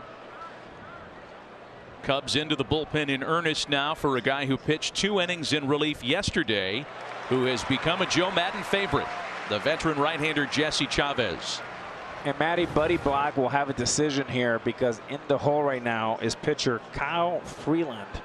And you have to think, as well as he's pitching, it's got to be a tough decision whether you pinch hit or whether you let him hit. And on 0-2. A ball and 2 strikes on Dahl, who's working with a completely vacated left side of the field, with the exception of Baez, who stays at shortstop. As soon as it got to an 0-2 count or a non-bunt count, Bodie moved over to the right side. It seems to be the teams on the I-94 corridor, the Brewers and Cubs, play that the same way. They'll shift and then they'll reshift when they're out of a bunt count. Dahl swings and sends a slicing fly ball into the opposite field for Chris Bryant. Tagging up at first is Desmond. Throw to second is in plenty of time to get him.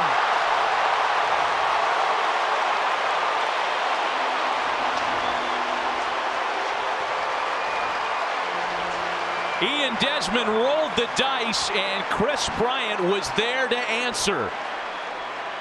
And Chris Bryant here playing like a left fielder but throwing like a third baseman. A very simple throw right over the top. And the tag, whether he got him or not, we don't know. Buddy Black and the Rockies will check New York on the replay. You kind of have to check. Oh my goodness, Ian Desmond might have gotten in there. And if he did, that would be one of the most acrobatic plays by anybody not named Javi Baez that's happened in this ballpark in decades. I mean, that's the Javi Baez swim move, and Desmond stole it right from him. I think he gets his arm on the left. His left arm, something moves. Let me tell you, that's a lot closer than it looked like. And as they check in with New York, the call is upheld. Desmond is out. What a gutsy chance that Ian Desmond took to try to tag up on the fly ball to a guy who, Alex, as you mentioned, has an infielder's arm. Infielder throwing to another infielder, and Daniel Murphy, the mistake there was you never chase the runner. You have the advantage to know where the base is. You come right to the base and you defend the base.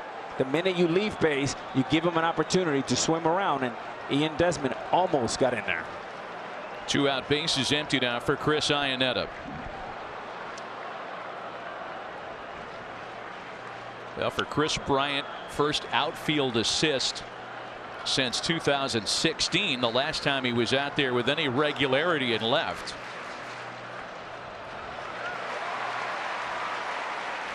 A ball and a strike to Iannetta, who struck out twice against John Lester tonight. Third base or not, it's an insult if you're playing left field and if someone at first base tries to tag up on you and take second.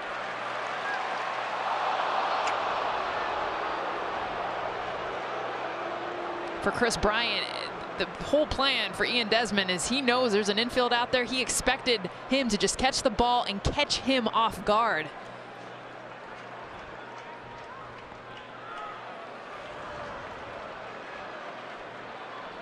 There is bullpen activity for the Rockies.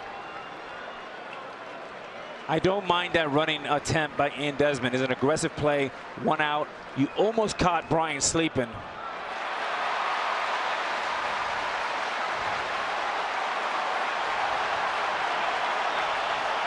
Full count, 3-2 on Chris Iannetta.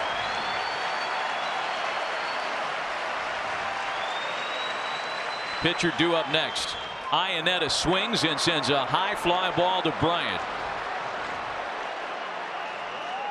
And the man responsible for shutting down the inning makes the final play in the 7th. The scoreless inning out of the reliever Jesse Chavez. Still 1-0 Rockies.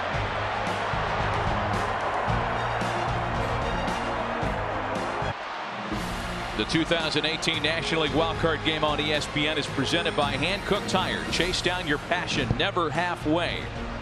And in part by Gillette, the best a man can get. One of the key moments in tonight's drama happening just moments ago. Ian Desmond trying to advance on a fly ball to left. Chris Bryant throws him out to double off the at-bat. Rockies kept off the scoreboard on a night where hits and opportunities have been few and far between. Kyle Freeland continues, and he'll face the meat of the Chicago order. Baez, Almora, and Murphy for Chicago. The MVP candidate 0 for 2 so far tonight.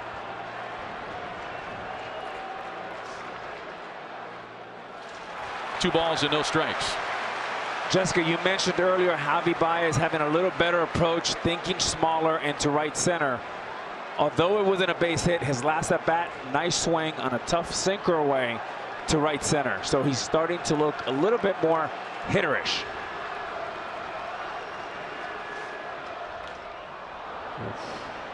Two balls and a strike. Baez, the 2016 NLCS MVP. Went just 2 for 26 during last year's playoffs, however. That was the lowest average by any player with at least 25 postseason at-bats in 2017. A high infield pop. LeMahieu for out number 1. Well, our Corona Premier moment, it would be hard to pick just one when you talk about the starting pitchers, but in a season where Major League Baseball struck out more times than in any other season in our game's history, 15 combined strikeouts between John Lester and Kyle Freeland. Opposite ends of the postseason experience spectrum, but both fantastic tonight. Bear in mind, Freeland brought back on short rest tonight. Here's Albert Almora. So much question because he had never done that in his career as a starter. How he would be, how he would feel. I mean, he's throwing higher velocity. It's amazing what adrenaline can do. Three days rest, 4 days rest. Kyle Freeland's got it. And you're right, Jess. There were questions in the media, none in the Rockies clubhouse. And talking with guys there today, they were all talking like this was an absolute no-brainer. Double barrel up in the Rockies bullpen. A right-hander and a left-hander up. Colorado could not have possibly asked for much more out of Kyle Freeland tonight. So far, 6 1/3 shutout baseball. lanes to center, and that's going to drop in.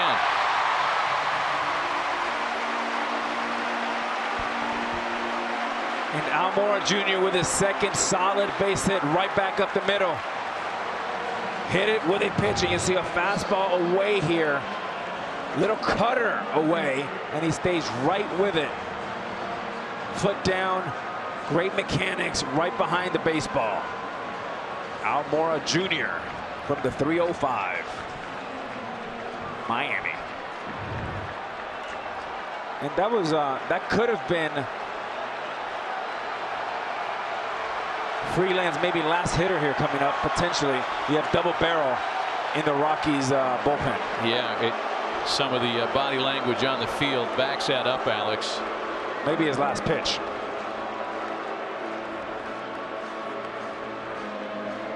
Senwang Oh and Chris Russin up. Just a conversation, no appearance out of the dugout yet. And a very dangerous postseason hitter due up. Buddy Black certainly aware of Daniel Murphy's October track record.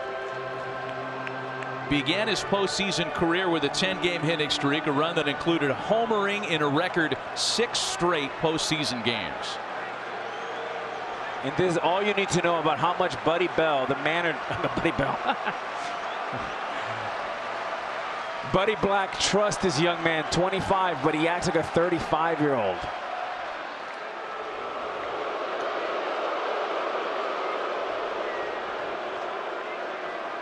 So tempting with that bullpen to go there early. He's sticking with this young man at 25 years old in this high leverage situation. You know, and I think because it's a high leverage situation, Alex, the Rockies wanted to buy a little bit of time for one of their big bullpen weapons, Adam Ottavino, to get warmed up. He just stood up a moment ago, and that's what this is all about. They're trying to buy a little time for Ottavino. He's the only Rocky up now.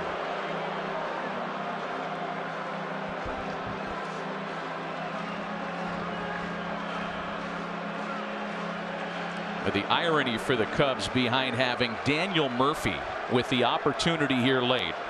The guy almost single-handedly responsible for bouncing the Cubs from the 2015 NLCS when he went crazy as a Met that fall.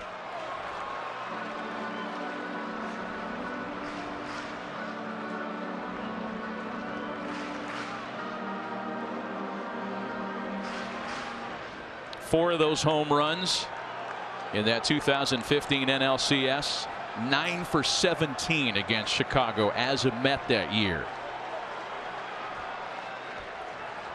He represents the go-ahead run with 1 away in the 7th. 0-2. And that's the one spot, the one weakness for Daniel Murphy is up in the zone. We've seen elevated fastballs all night tonight to Daniel Murphy. That's why they've gotten him to ground out weakly. Soft contact. You miss anywhere else. Daniel Murphy has the ability to hit just about anything. All this has bought plenty of time for Ottavino to get hot in the Rockies bullpen. 0-2 the count to Daniel Murphy.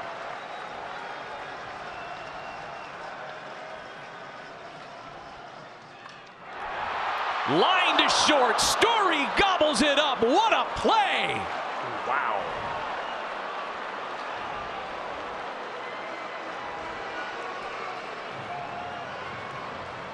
Excellent hitting here by Daniel Murphy. Does exactly what he's supposed to do with it. Fastball away, hits it away. Great swing, even better play from Story with a great jump. That's a Gold Glove play in Freeland's last pitch.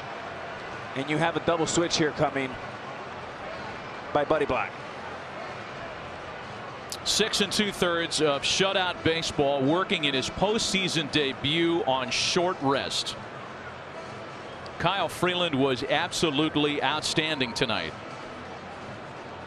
And he will hand off to Adam Ottavino in the Rockies bullpen with the hopes that he can stay on the winning side of the ledger. And the poise that he showed with the adrenaline. We mentioned his velocity up, his command not as pinpoint as we've seen, but he showed the constant of him being able to handle the biggest outing of his career. Rockies go to the bullpen for the first time tonight in a 1-0 lead. We'll be right back.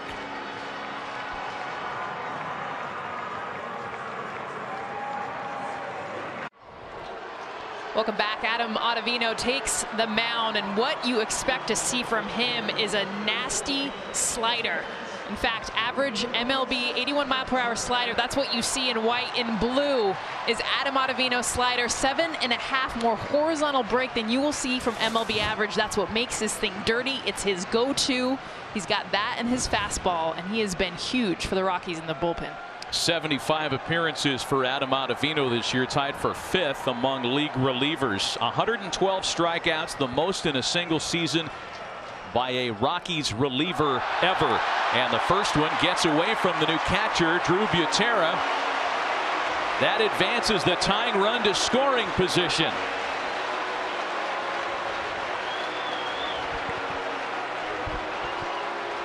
There's just a little bit too much adrenaline. Gets around the slider and spikes it.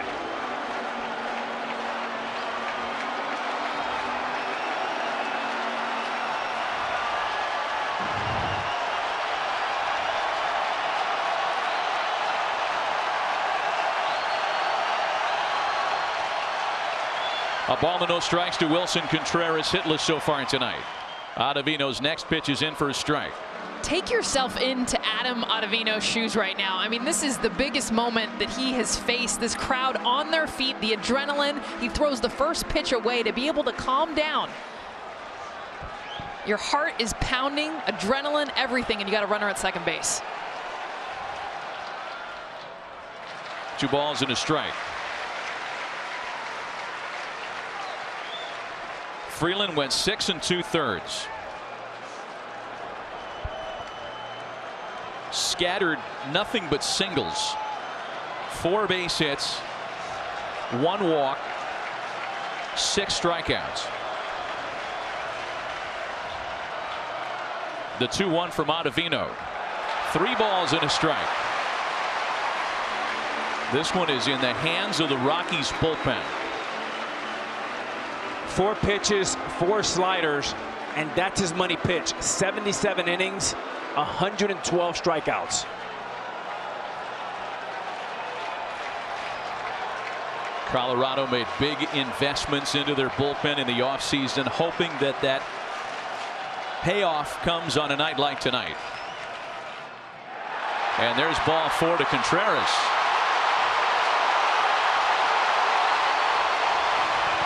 Very vocal as he makes his way to first base. And you'll probably see a pinch hitter here for the right-handed David Bodie.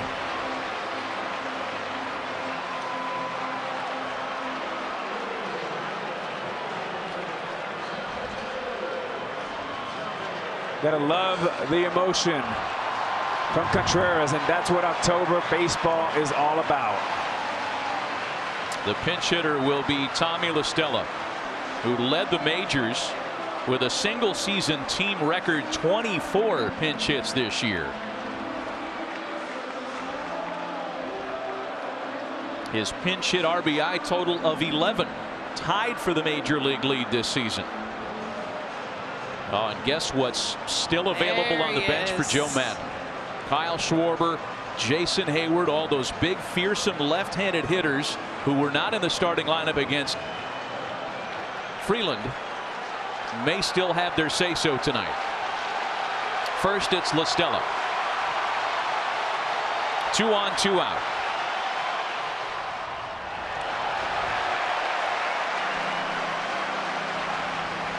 And if you're out more at second base, the slider, he's 6 pitches, 6 sliders. You have to anticipate a wild pitch, because if you advance the runners, a hit here gets you the lead, gets you to third base, and get the other man to second base.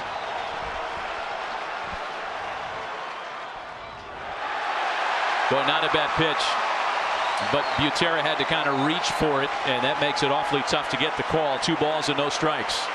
Not a bad pitch, Matt, but 7 pitches, and that's his first fastball, 95. You start losing feel for it. Veteran right-hander Adam Ottavino making his first ever postseason appearance tonight. 2-1.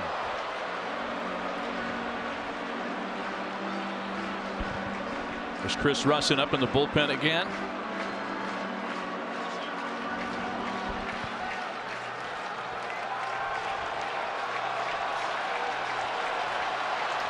The chess game is well underway tonight.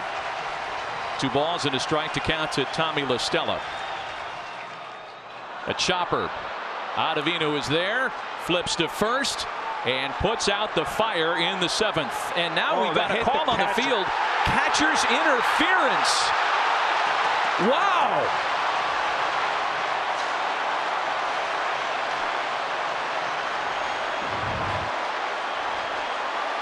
And you'll see him hit the mitt right here. And he does this all the time. Error on the catcher. And you're allowed first base, so now you have bases loaded. And Hayward coming up. My goodness. Wow. Drew Butera just entered the game on the double switch. The catcher's interference play loads the bases with 2 gone and gives Joe Madden another opportunity to go to his loaded bench tonight.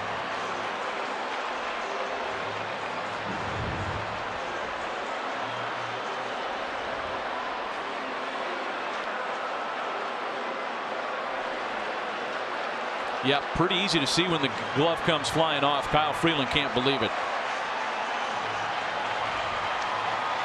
And neither can anybody watching in Denver tonight.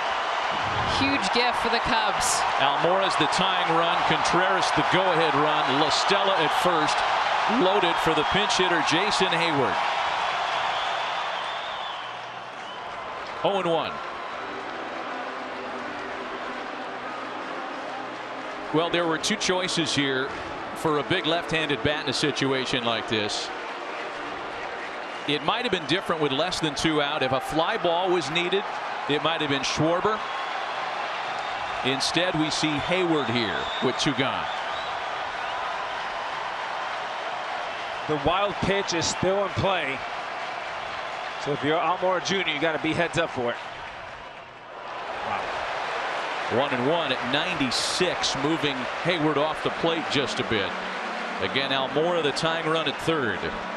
And even Butera right now behind the plate, just not looking as comfortable as he normally does, catching a lot of these pitches late.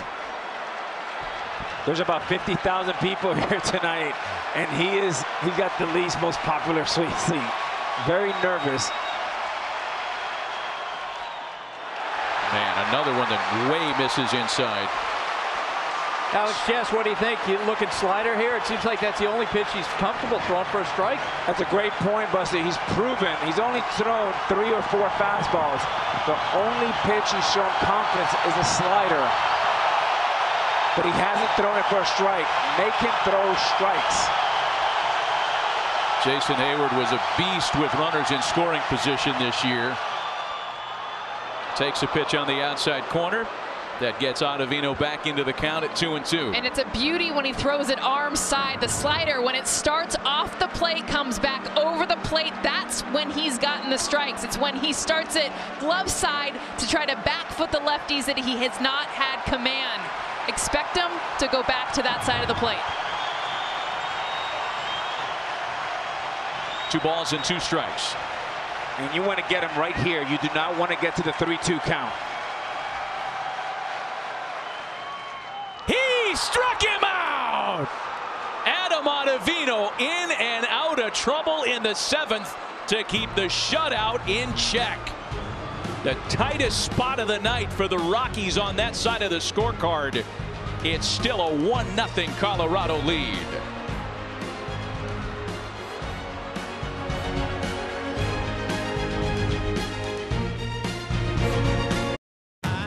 Won't waste another minute, no, I won't.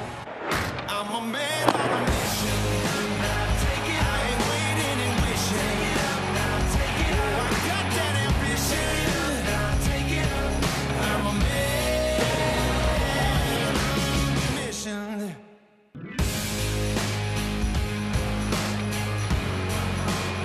High drama in a 1-0 Rockies lead in the National League wildcard game. Welcome back to Wrigley Field. Matt Vasgersian with Alex Rodriguez, Jessica Mendoza, and Buster Olney.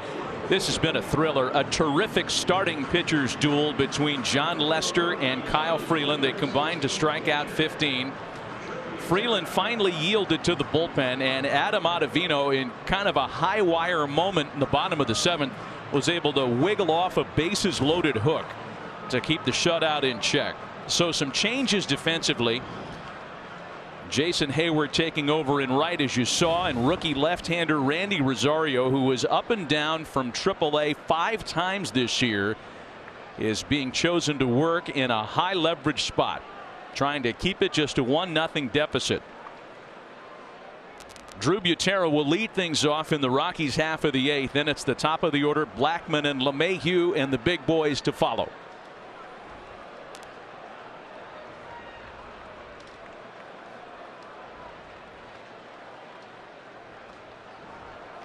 So let's go over those defensive changes. You saw Jason Hayward in right.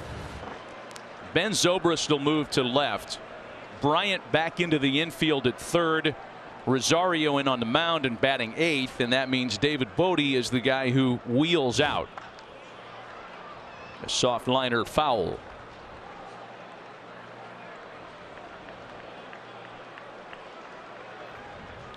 Adam Ottavino making his postseason debut tonight.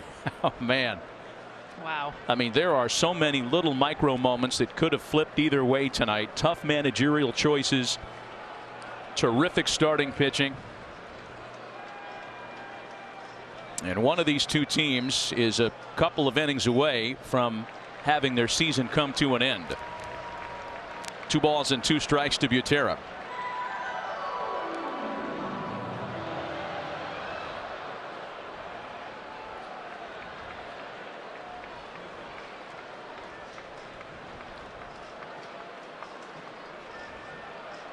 Cubs roster for this game includes 4 left-handed bullpen choices. Rosario is the junior in experience to Jorge De La Rosa, Cole Hamels, and Justin Wilson. But he is the first choice for Joe Maddon tonight.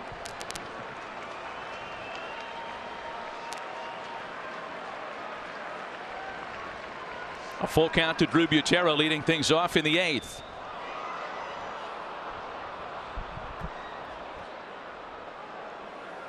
There is certainly a hot hand element to any postseason bullpen. And Steve Cishek, who had a nice finish to the season in a setup capacity, former closer, is up for when Joe needs a right-hander, and that would be for LeMahieu, 3rd this inning.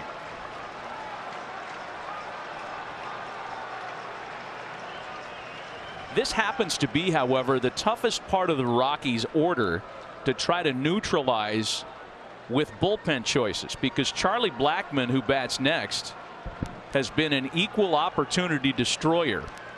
Good against right and left. That's the type of swing that Blackman brings. Able to hit both middle away, middle in. Can divide the plate in half. Has always had a great approach, but he's the hottest hitter right now in September, or was in September, leading into October.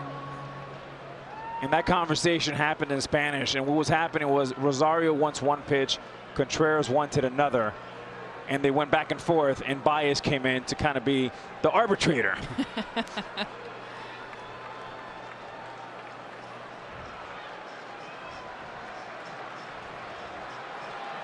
Seventh pitch of the at-bat on its way to the leadoff man here in the 8th. The 3-2. And Butera works ball 4.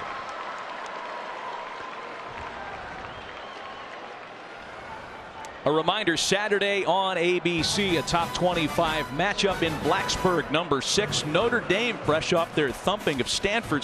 Jess takes on number 24, the Virginia Tech Hokies, who are 3-1. 8 Eastern, 5 Pacific on ABC, live on the ESPN app, so you can watch anywhere. And Matt, to your point, this is where experience is paramount.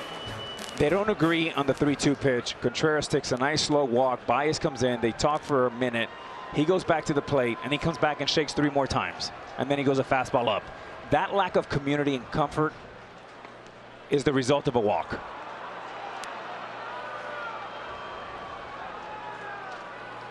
A ball and no strikes to Charlie Blackmon, who has walked, scored the only run of the night, and singled tonight.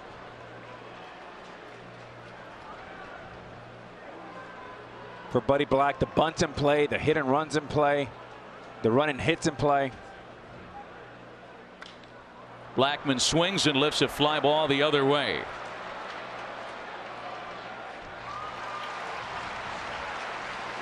Well, we mentioned that Blackmon has scored the only run of the night, and it happened when the first out of the night was recorded. DJ LeMahieu doubled with Blackmon at first. That put runners at second and third with nobody out. And here's the swing that yielded the only run of the game. Blackmon scores on the sac fly. And so far, that's it. 1 out, 1 on. Steve Cishek enters to pitch to DJ LeMahieu. We'll be right back.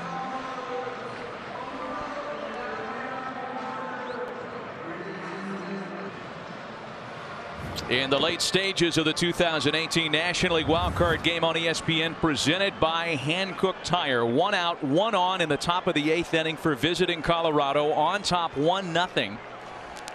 And sending DJ LeMahieu to the plate against the new Chicago pitcher, veteran right-hander Steve Cishek.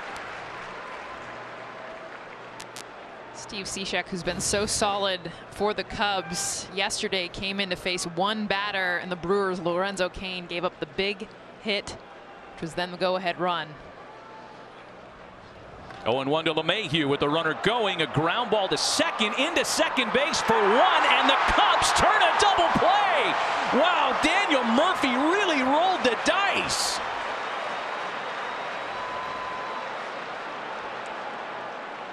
And great play here by Daniel Murphy. Had a little hard time getting the ball out of the glove, but still has enough presence of mind to go to second.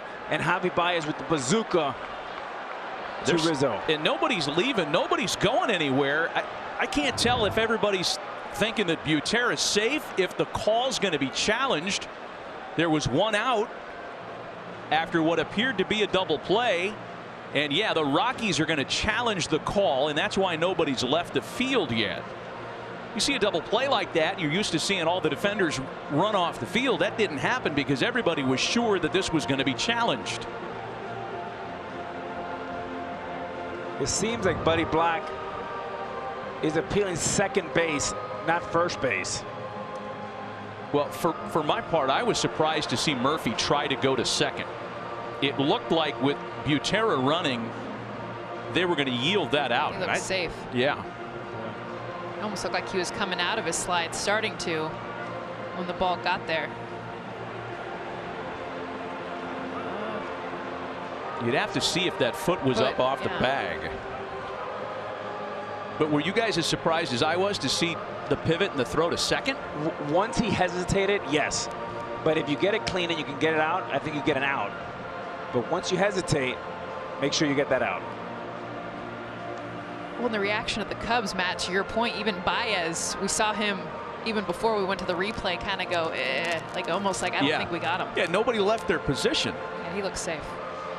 As long as that foot is down, it's definitely hovering over the bag. The cleat gets the bag. His foot beats the throw.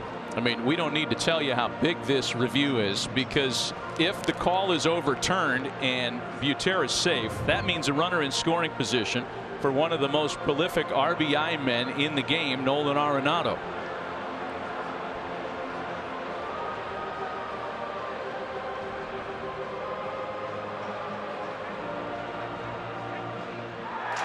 Call is upheld.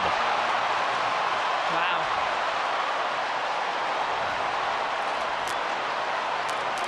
Been a good day for the Cubs in terms of the reviews tonight. To the bottom of the 8th, still just a 1-0 Colorado lead.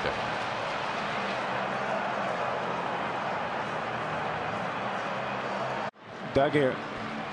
Friday night on ESPN, our next NBA post preseason game between the Kings and Warriors in Seattle. There hasn't been an NBA game in the Emerald City in 10 years when Kevin Durant was a rookie with the Sonics.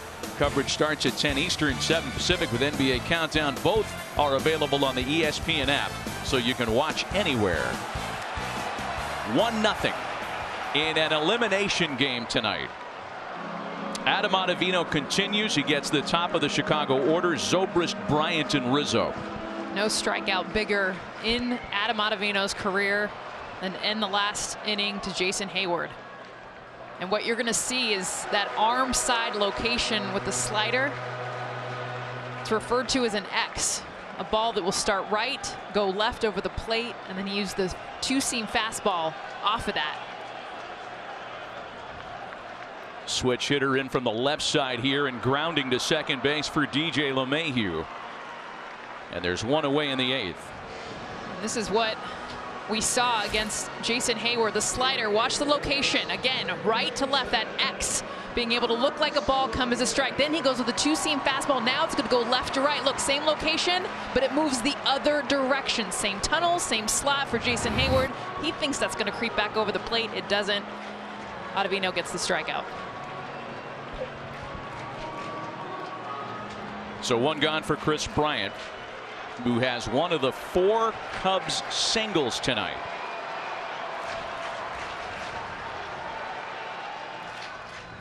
The combination of Kyle Freeland and Adam Ottavino have been terrific tonight.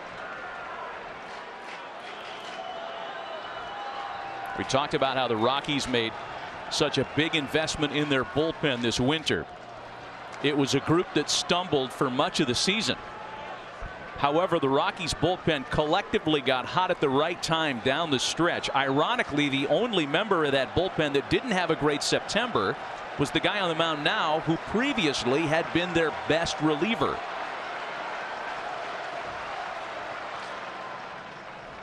A ball and 2 strikes, and you kind of get the feeling here, Alex and Jess, that after that 7th inning, when Ottavino inherited the messy situation, he got the first postseason experience yips out of the way, and he's back to being Adam Ottavino here in the 8th.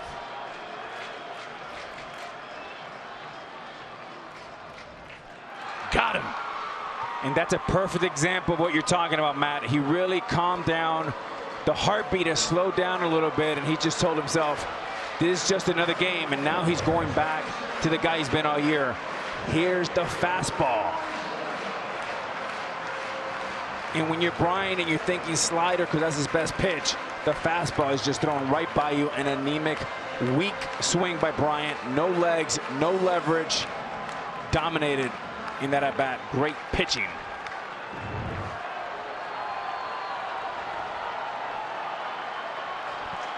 Two gone, bases empty now for Anthony Rizzo, who's 0 for 3 tonight.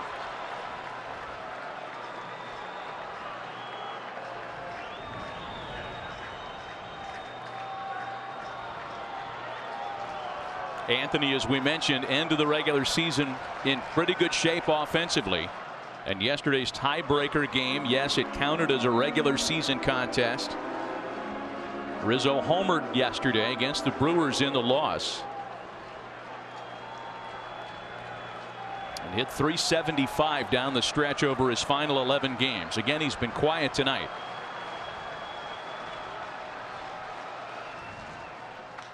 Back up the middle, a base hit. Tying runs aboard with 2 out in the 8th.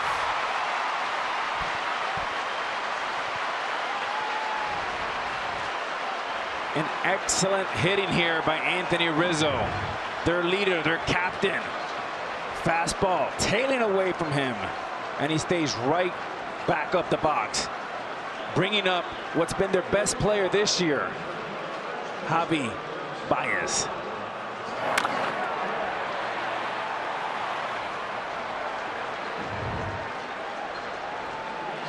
Rizzo's being removed for a pinch runner as Terrence Gore will take over at first base.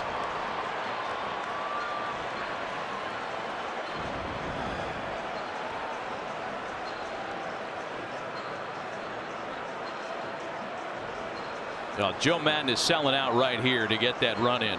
See that note. Terrence Gore, one of 4 players in Major League history with more career stolen bases than plate appearances. And by the way, the 3 other guys all played for Charlie Finley's Oakland A's in the 70s, when their former owner liked to have a designated runner. And there goes Gore. Didn't waste any time, and he'll steal second base without even a throw. Man alive, did he have a jump. And I like it.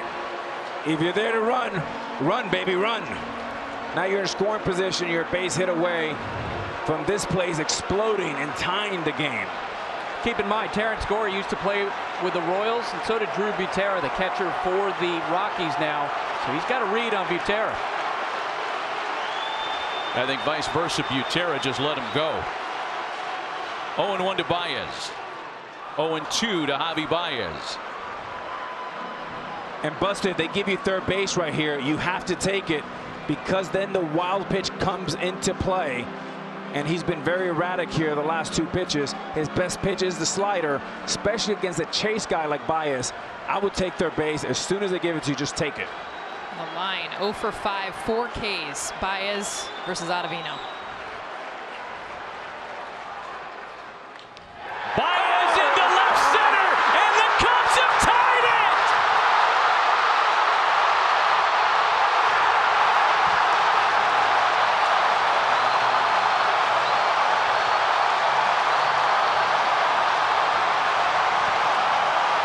One of the biggest stolen bases in Cubs postseason history. That's how it may go down should the Cubs end up coming from behind tonight. Terrence Gore with a Dave Roberts moment.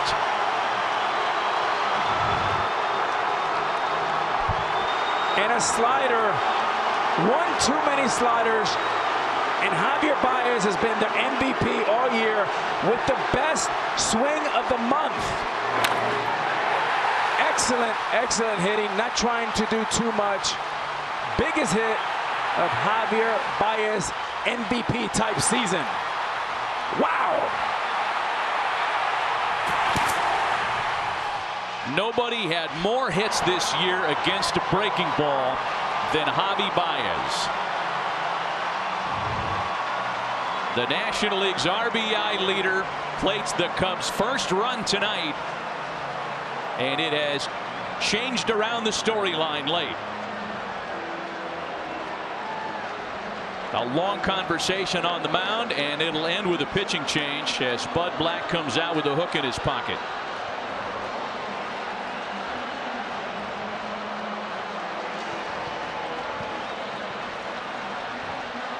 It'll be the former Cub Wade Davis on from the Rockies bullpen, all because of this. The 2-out game-tying RBI double by Javi Baez.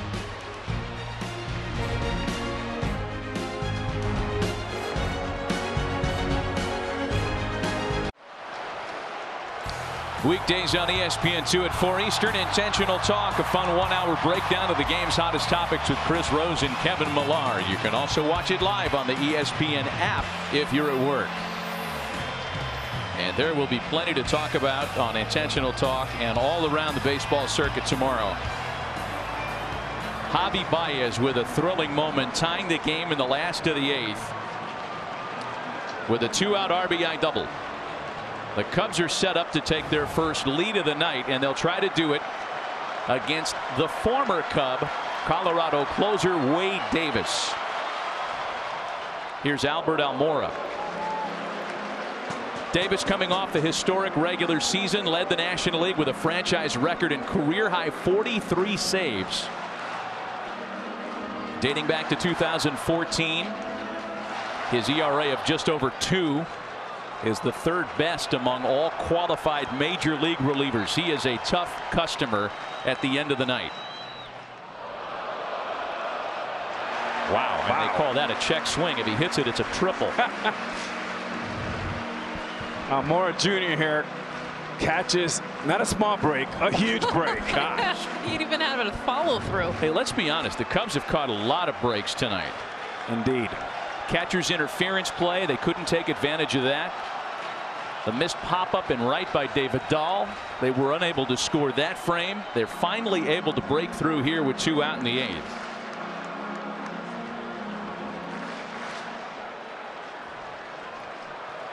Wade Davis features a power fastball, a cutter you just saw there to Almora Jr., and an overhand curveball. There goes Baez. A swing and a miss by Almora. And we've seen back-to-back cutter there. His strikeout pitch is the curveball. So Javi Baez stealing third base in this situation is very important because the wild pitch may lose the game for the Rockies.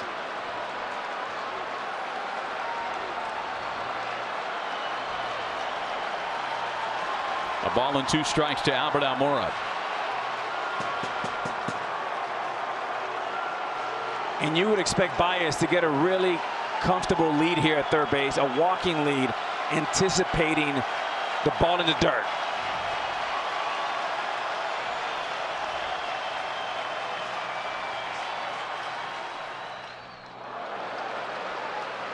Davis comes on, by the way, in a double switch. Charlie Blackmon rotates out. That's a big bat that Colorado will be without should this game extend. David Dahl takes over in center. Carlos Gonzalez enters in right.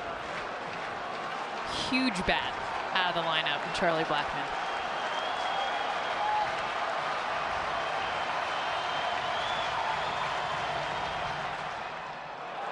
Two balls and 2 strikes. When Colorado bats in the 9th, they'll have the big boys. Arenado, Story, and Holiday. Check that, Arenado, Story, and Parra, after Holiday was subbed out.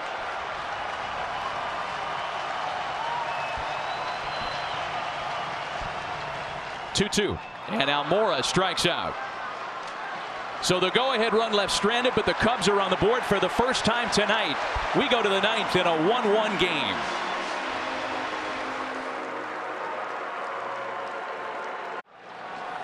Here we go to the top of the 9th, and here we go for Pedro Strop for the first time since September 13th, and that was his last outing. Went an inning and 2/3 at the end of the game. They were shutout innings, but had to leave with a strained left hamstring while running the bases. A moment that sent some temporary panic through the north side of Chicago. Strop had earmarked game 1 of the division series to be back on the mound, but after going through the protocols, testing out the lower half, he was declared fit to be added to the roster tonight, and he is inserted into one of the highest leverage situations one could ever talk about. They'll get Nolan Arenado to lead off the 9th. 2 balls and a strike. He is catch and go right now. His pace even faster than normal.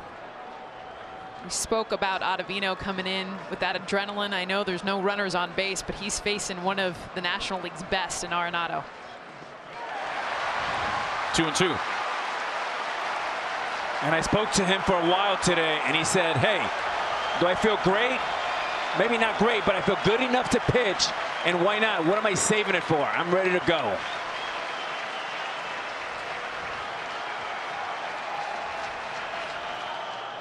Swing and a miss. He got him.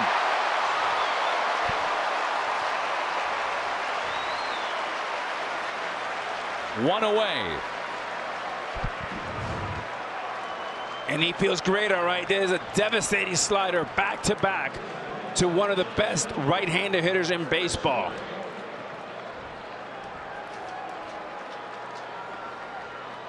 Another series of defensive changes for the Cubs. Terrence Gore takes over in left. That moves Ben Zobrist to second. Daniel Murphy slides over to first. Another big bat out of the Cubs lineup, and Anthony Rizzo. Saw it with the Rockies, Charlie Blackmon. I think both teams wanting it to end in the 9th. Another good slider has Trevor Story swing and miss. Story has doubled in 3 trips to the plate tonight.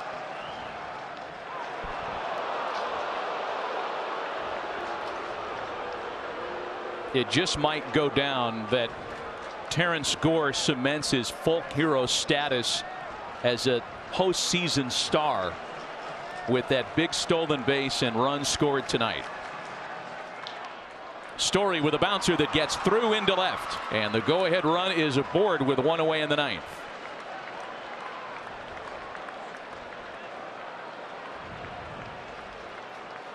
All hands on deck in the Chicago bullpen now. Starter Kyle Hendricks, left-hander Justin Wilson. Joe Maddon's prepared for this thing to go deep into the night with guys like Hendricks, Cole Hamels available coming out of the bullpen tonight. First plate appearance of the evening for Gerardo Parra.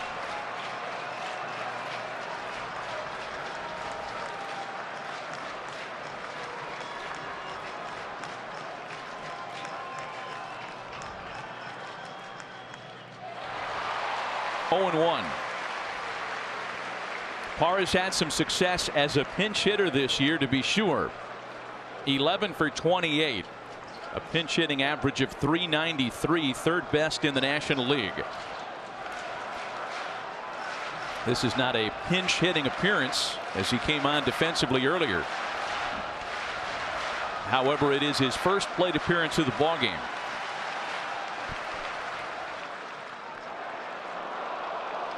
One and one.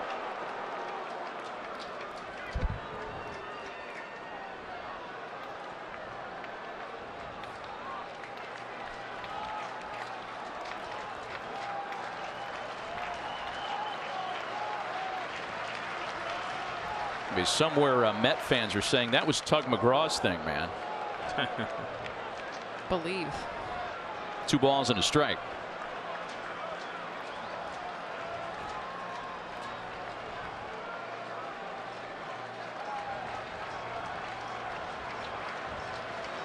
Arenado has the Rockies' only RBI tonight. Ian Desmond next for Colorado with a man on and one away. A chopper to first. Daniel Murphy gets there and makes the play at the bag for round number 2.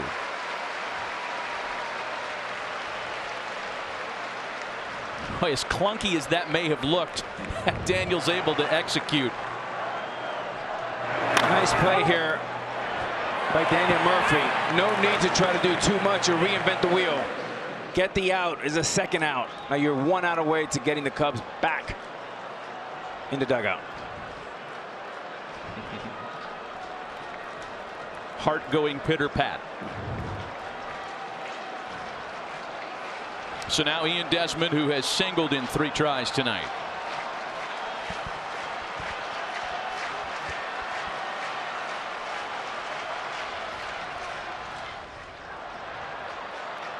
Matt, you made reference to Terrence Gore being a wild card game legend. He was actually part of that crazy comeback in 2014 that the Royals executed against the Athletics.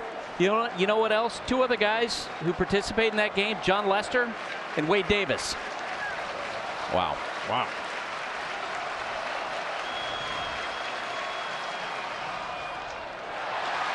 Was Zobrist there too?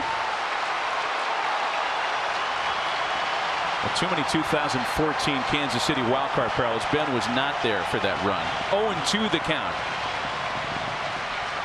And if you're Pedro Strop and the Cubs, the guy at the plate is the guy you want, because the guy on deck is maybe the hottest hitter in baseball. Get him here. Get him now. The left-handed hitting David Dahl on deck.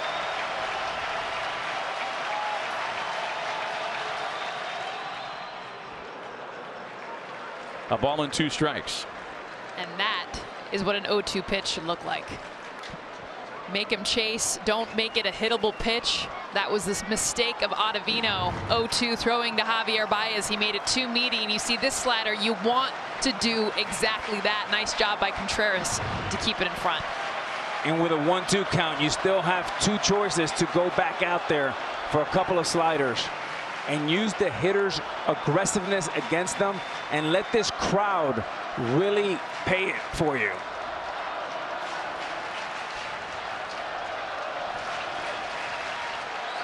A ball and 2 strikes to Desmond. Got him on a called strike 3. Santo Domingo. First outing for Pedro Strop in the better part of 3 weeks. And he looks like he hadn't missed a beat. Cubs with a chance to walk it off and advance to the division series.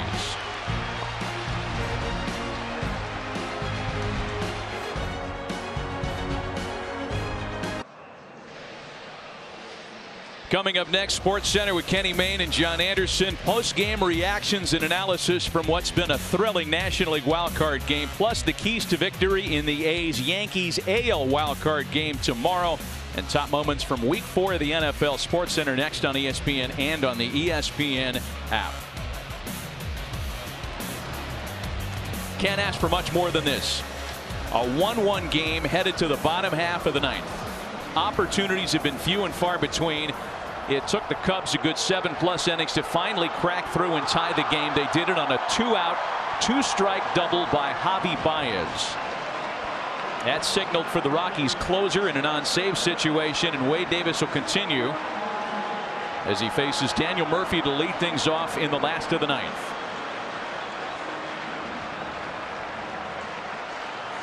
Bear in mind some of the bench pieces still available for Chicago. And the big name there is Kyle Schwarber, the pitcher scheduled to bat third here in the ninth inning.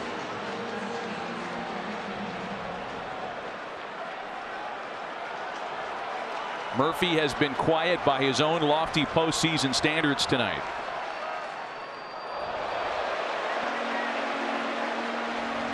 The right guy and the right time for the Cubs, with their best situational hitter in Daniel Murphy, a guy that can put the ball in play and control the strike zone.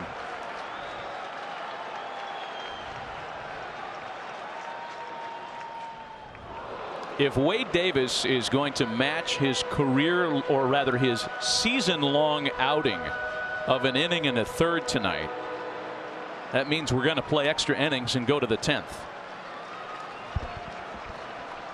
Great news.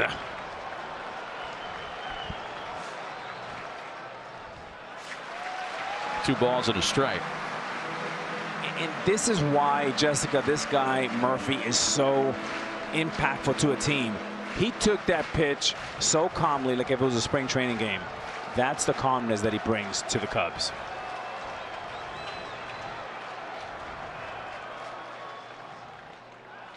Two balls and 2 strikes. And that's where they want to live against Daniel Murphy. The swing and miss he had earlier in the count was on an elevated fastball. They come right back to it. There's a reason why Murphy arguing. It was a close call. He wants something down in the zone.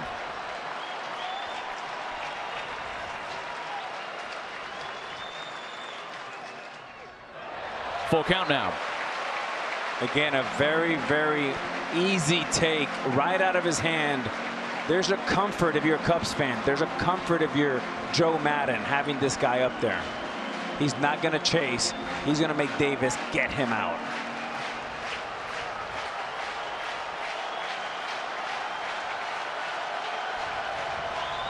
Full count to Daniel Murphy, leading off the last of the ninth in a 1-1 tie.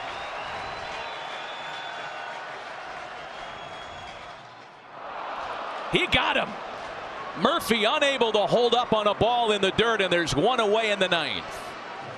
I mean, this is a lethal pitch by a world champion Davis. On the 6th pitch, saves his best pitch for last, a curveball.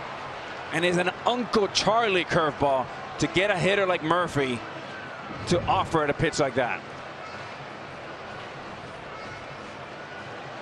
So 1 gone. And if this game goes to the 10th, that's your answer. Cole Hamels means the Cubs will be prepared to wait out a long one tonight if that's what it takes.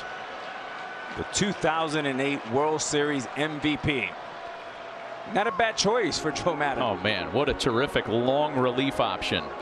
You know, we were all wondering what the formula would look like. Of course, it was game flow dependent, but would it be Hamels right after John Lester?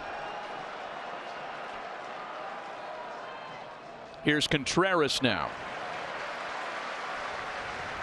And Schwarber on deck. Cubs all-star catcher is 0 for 2 with a walk, and there is Kyle Schwarber.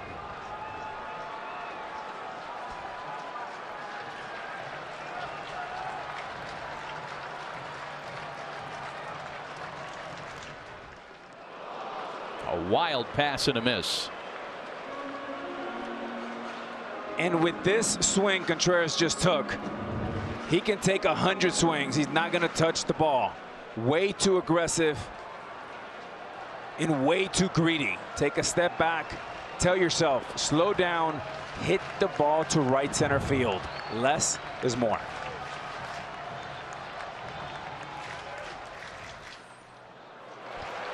You know, if you're wondering about a guy who used to catch a pitcher and now facing him as an adversary and who might have an advantage there, some people feel like the catcher who used to receive the guy he's facing might have an edge, an advantage, but this isn't a normal guy on the mound we're talking about. This is one of the best closers in the sport.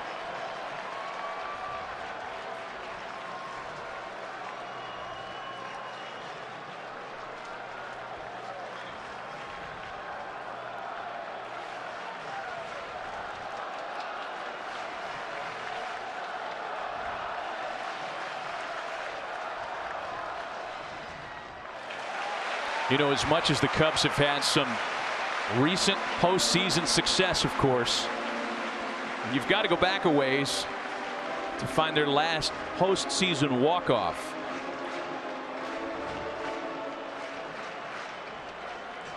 Matt, if you're Contreras right here, 3-1 pitch, do not get greedy.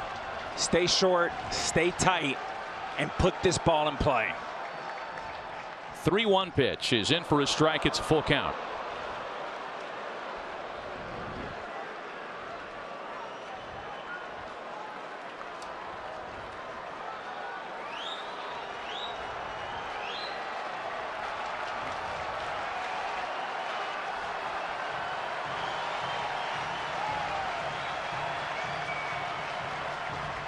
The 3-2. Ball 4, and the winning run is on base with 1 away in the ninth. And could there be a more delicious situation for Kyle Schwarber with which to grow his postseason legend? As you take a look at the close take and the energy of Contreras, who has a chance to score the winning run tonight. I'll tell you what, Contreras only 26 years old. But that's in a bat of a 36-year-old veteran, not 26. A 3-2 Hall of Fame slider. Black. 9 out of 10 hitters are striking out on that pitch. Kyle Schwarber, a non-starter tonight. And you need to only go back a couple of years for the highlights of his postseason career. As a rookie in 2015, helped the Cubs to a wild card win when he took Garrett Cole deep into the Allegheny at PNC Park. More impressive than that, his second postseason run as he takes a ball. Guys, Buster and I talked to Kyle Schwarber in the clubhouse before this game, knowing he'd come off the bench at some point, and he said, I'm mentally preparing for Wade Davis. This is a teammate of mine. I understand his psyche. No one prepares more in learning the hitters and adjusting, not always pitching to his strengths, but more my weaknesses.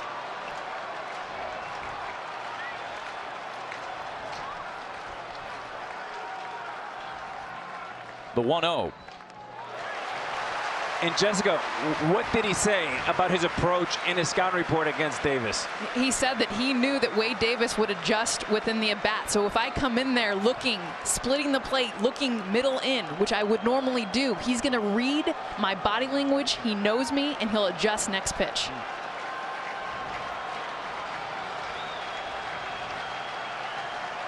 Two balls and no strikes.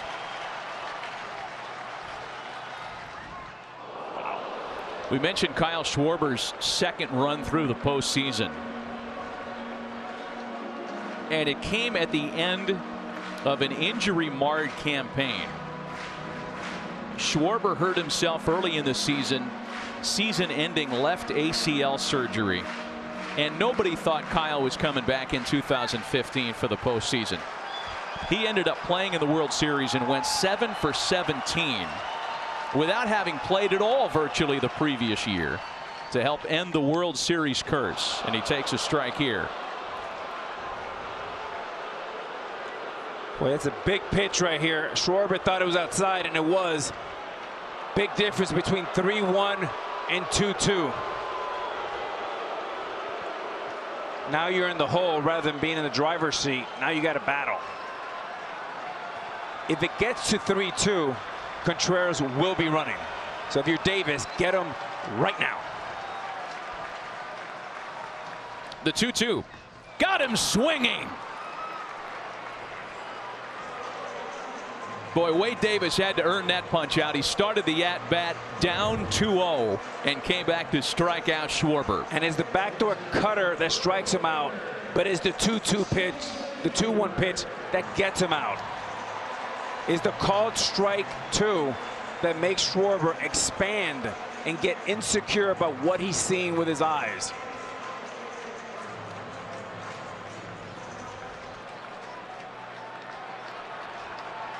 So another opportunity now for Jason Hayward, who struck out with the bases loaded in the 7th. Hayward with a comebacker. Davis has got it, and this wild card game is going to a 10th inning tonight. Yes. An elimination game, and all the drama befitting of it.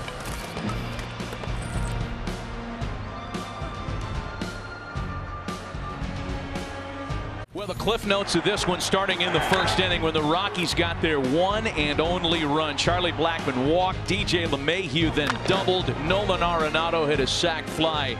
And that lead held up until the bottom of the 8th inning.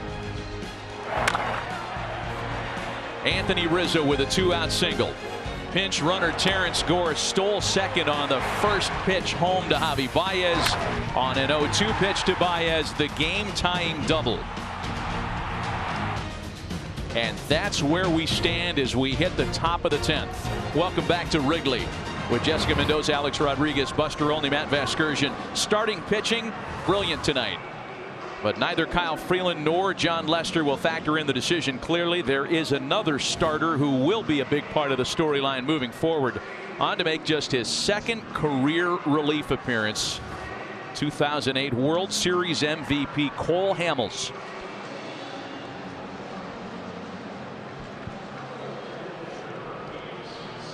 Brilliant since being acquired by the Cubs. A big part of the reason why Chicago's here in the postseason. And Cole knew tonight might be a night where his number was called as a reliever. The fact that the Cubs have him out of the bullpen, Matt, you mentioned it earlier. Going extra innings, the length that he's able to give them, and the fact that you got another ace sitting there out of the bullpen. Yeah, and talking to Joe Maddon today, these starting pitchers, you have to manage them because they're creature of habits, and you do not want to bring them in the middle of an inning with a lot of traffic. So this is perfect. David Dahl with a chopper to second. Zobrist on it, and he gets it to Murphy in time for out number 1. Well, the only previous relief appearance for Cole Hamels came at the end of the 2011 season when he was just trying to get work in on the final day of the regular season before the playoffs began. So that was a super low leverage relief appearance. It's a much different circumstance tonight. And Matt, starting pitchers have a routine. It takes them about 20 or 25 minutes to go through it. So emulating that as much as possible. Nice job for Joe Maddon to put Hamels in a situation where it's win-win. Despite the left matchup here, Carlos Gonzalez has had some career success against Cole Hamels. 9 for 24. A .375 batting average over the years. Carlos making his first plate appearance tonight.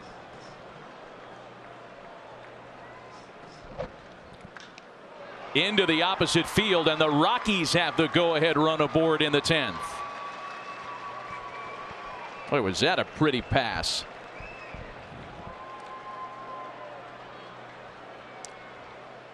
Great swing here by Gonzalez, taking a fastball away. Pitch it away hit it away. Hamels throws him lemons. He makes lemonade. Pretty swing. That is Carlos Gonzalez at his best. All right, we have this discussion all the time during the regular season. Alex, Jess, Buster, Drew Butera, bunting or not? Have to bunt. A ball and no strikes. No. Swing away. You can say that after the pitch, Buster. If there's no outs, I would bunt. If there was an out, obviously I would hit away.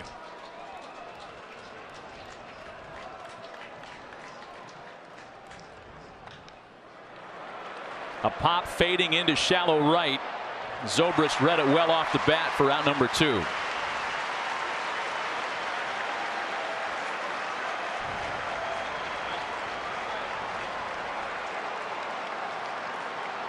This would be Charlie Blackmon's turn to bat. Blackmon was rotated out after the double switch, so batting for the pitcher, it'll be Pat Valaika. Now this is what you call a Cuban coffee for Contreras. Look at the energy, the excitement, and boy, is it great to be 26 years old to run that fast with that much equipment. That's one thing you cannot replace. That joy, that passion, that excitement. You have to love this young man's passion. But you're saying he won't be running to first base when he's 36. Not if he felt like I did.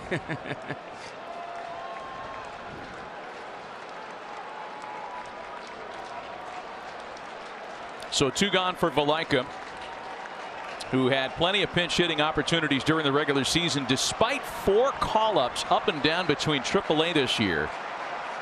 You see the number at the bottom of your screen, 185 career as a pinch hitter, 5 pinch hits this past season.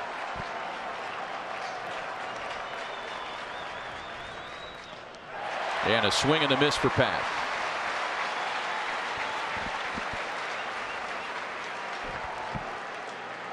And the signature changeup there, 85. Fastball goes all the way up to 96.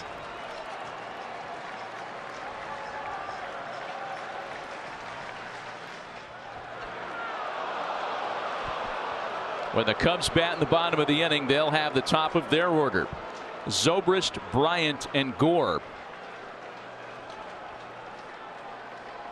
Never would have imagined that the depth of these division series or tonight wild card rosters would be so explored.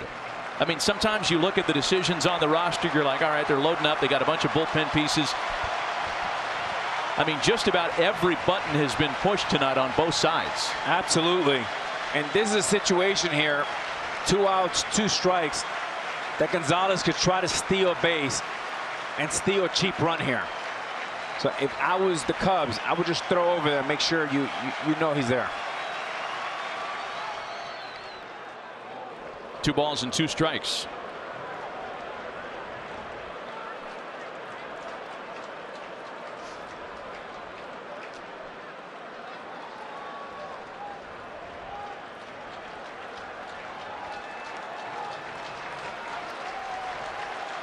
If Valaika has 2-out success, DJ LeMahieu waits on deck.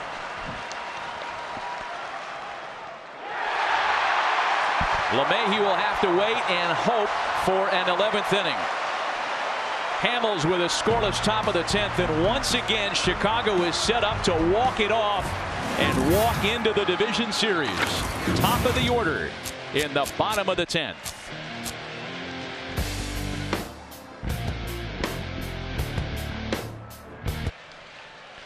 Tide heading to the bottom of the 10th. Meanwhile, just up the road, up I-94 in Milwaukee, the Brewers are snacking on brats and cheese curds and waiting to see who they're going to play in Game 1 of the NL Division Series. Will it be the rival Cubs? Will it be the Rockies? Postseason picture: Yankees and A's tomorrow in the AL wildcard game on TBS. That winner gets the Red Sox. The Indians and Astros collide. That series starts on Friday. What a dandy that'll be to watch. Our winner tonight gets the Brewers, Braves, and Dodgers also beginning Thursday night on MLB Network.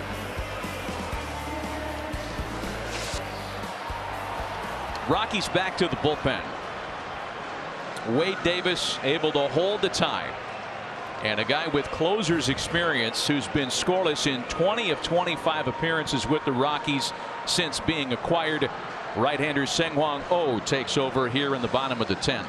He has been so constant, very consistent out of the bullpen for the Rockies. Fastball, slider, he's got a splitter and a curveball. His go-to though is that slider. Ben Zobrist leads it off. He has singled in 4 trips tonight. And O's first pitch is in for a strike.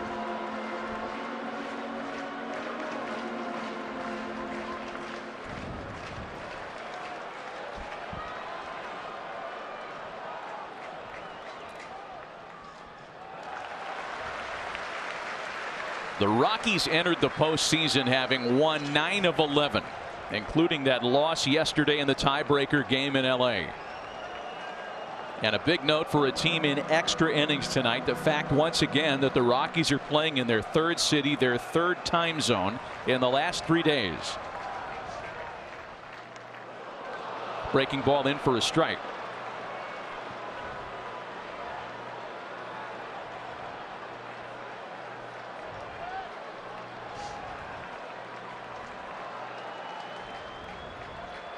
A wide target for Butera. And a ball slapped to the left side of the infield. 1 away.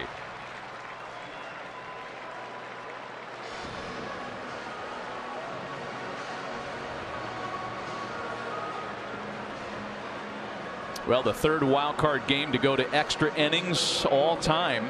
Home team has won the previous 2. A's and Royals in 2014. That one went 12 innings.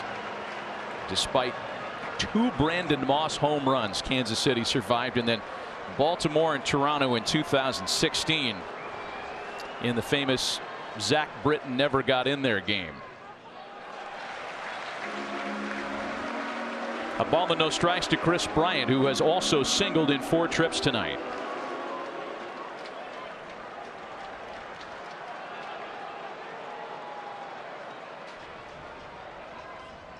A Cubs lineup that was completely shut down yesterday, and with the exception of that 2-out micro rally in the 8th, has been quiet tonight. Recall, this is a Chicago team that entered play on September 1st with a 4.5 game lead over Milwaukee atop the Central. Brewers caught them, tied them, beat them yesterday, won the division.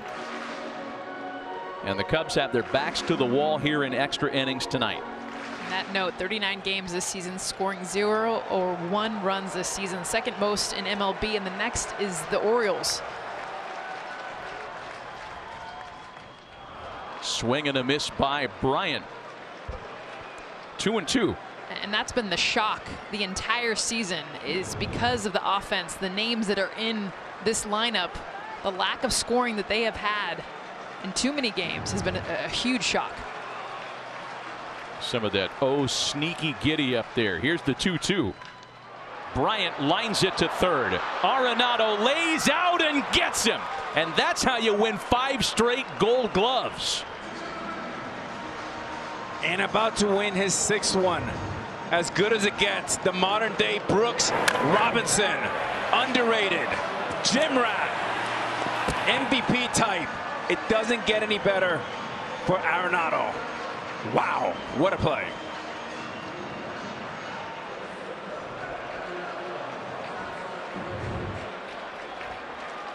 Boy, I love that note. That's 109 defensive runs saved since 2013. By the way, that's 32 more than any other 3rd baseman in baseball. So with 2 gone and the bases empty, it'll be Terrence Gore. As a pinch runner, stole a huge base and scored a huge run to tie it in the 8th. Again, you're talking about a guy that just has not had many big league plate appearances.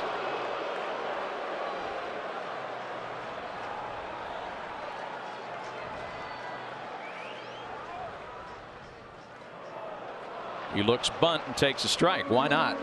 And why not is right, Matt. And if you're the Rockies, you want to keep him off first base because first base means a double. And he will go on the first pitch like he did last time. Trying to push this game to an 11th inning tonight. Should it get there, the Rockies will have 3 pretty good chances in LeMahieu, Arenado, and Story.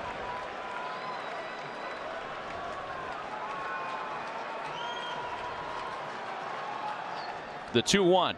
2 balls and 2 strikes to Terrence Gore. In that play there by Arenado could ensure that Baez may not get to hit this inning.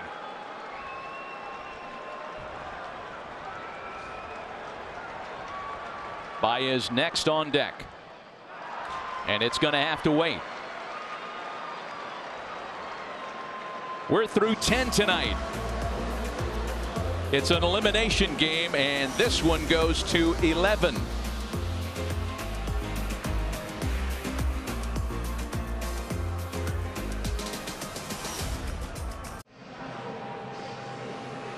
Waiting for a conclusion tonight to see who goes on to Milwaukee. Scott Van Pelt's coming up next to talk all about it here on ESPN. It's been a thriller tonight. Pitching and defense night, opportunities few and far between for both the Cubs and the Rockies. And those that have traveled here from the Mile High City, hoping that the airfare was worth their while. They've got 3 pretty good chances here, leading things off in the 11th. DJ LeMahieu, Nolan Arenado, and Trevor Story, as Cole Hamels continues in relief.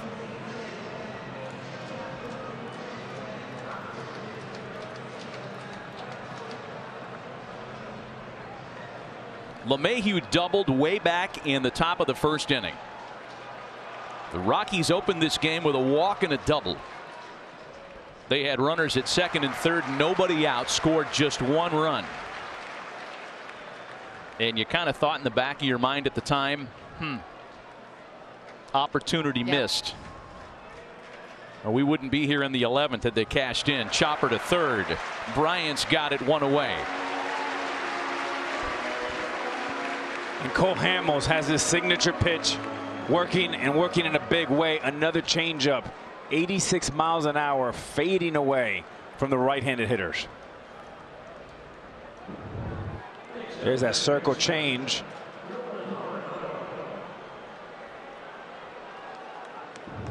Boy, and Alex, you talk about the perfect weapon in a situation like this when the hitters might be trying too hard.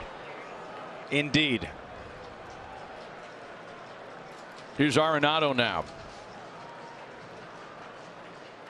He's got the Rockies' only RBI, that sac fly in the top of the 1st.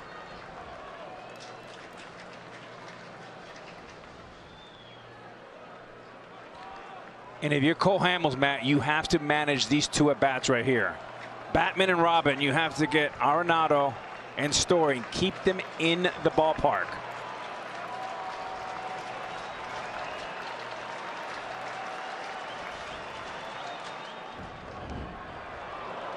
Hamels trying to work the edges, just like in the old commercial where the guy comes out of the stands in the flip-flops. Come on, Cole, work the corners. 2 balls and no strikes to Arenado. To 2-1 now. A hitter will tell you a lot when he takes a pitch. There's a 2-0 pitch. 1 swing can win the game. Arenado had 0 intentions of swinging the bat. Tells you a lot about his confidence. Back up the middle, and again the go-ahead run is aboard for the Rockies.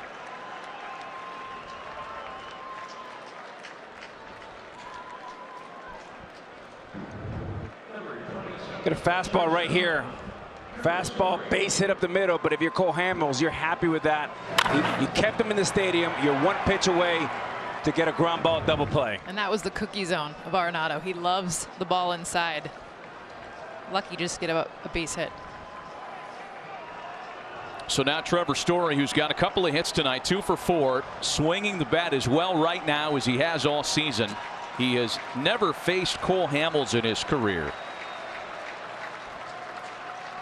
A refresher on Story, 4 homers in his last 6 games. A swing and a high fly ball. Plenty of time for a trio of Cub defenders. Zobrist there for out number 2.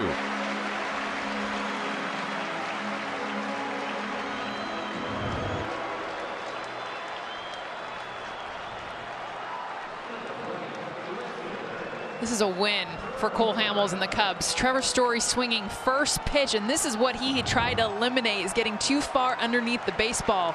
Goes back to that swing against Hamels there.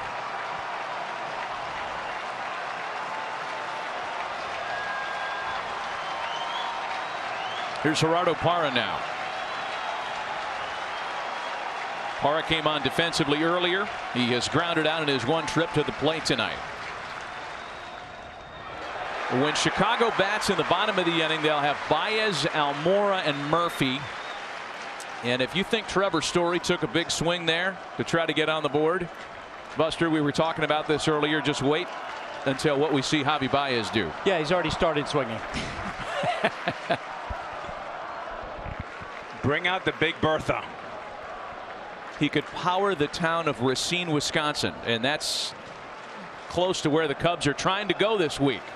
Again, the winner of this one heads to Milwaukee to open the division series against the NL Central champion Brewers.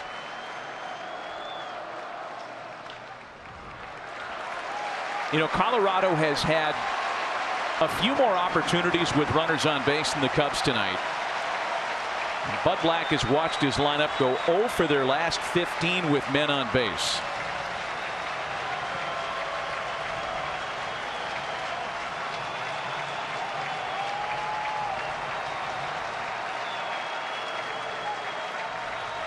Parra behind 0-2.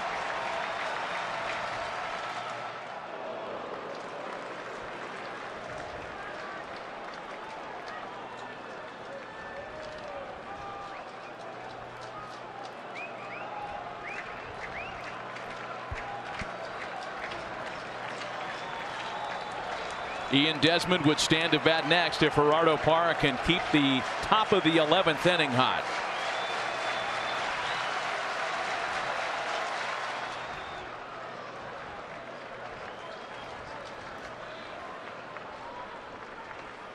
Again, if you weren't with us earlier, John Lester and Kyle Freeland were spectacular tonight. They combined for 15 strikeouts. Lester was removed after 6 on a night when he was in nothing but control. That's how desperate the Cubs were for offensive punch.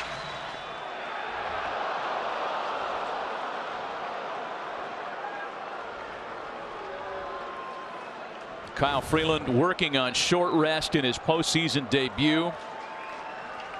Not as many punch outs, 1 walk on both sides. They were both splendid tonight.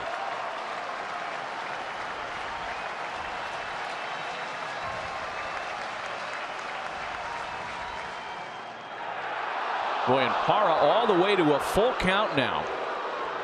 And he is just straight spitting on both these pitches consecutively away. They're as much of a ball, close of being a strike that a ball can be. But with 2 strikes, those are great takes. And that's a big take, Jessica, because this will activate Arenado. You'll see Murphy going behind him. You want to keep him close because now a long base hit scores a run.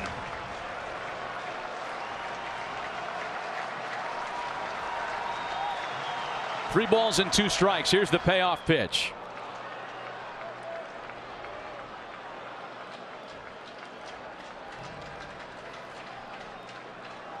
All the pregame numbers that we talked about. Team to score first, 9-3 in the wild card.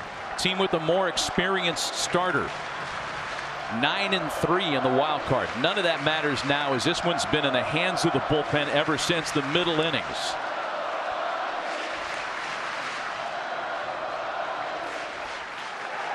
Wow, what a plate appearance by Gerardo Parra. He works a 2-out walk after being behind in the count, and now the go-ahead run moves into scoring position. The reason why Hamels is tougher against righties is because it brings his best pitch into play, is the fading changeup that goes away from the righties. You saw all cutters there from Hamels. and that's an easier pitch for him to lay off. Great at bat for Parra. Here's Ian Desmond now. Another opportunity for Desmond with a runner in scoring position. He's stranded 2 tonight. Hamill starts him with a strike. Pitch number 27, and breaks out his first curveball, and a good one.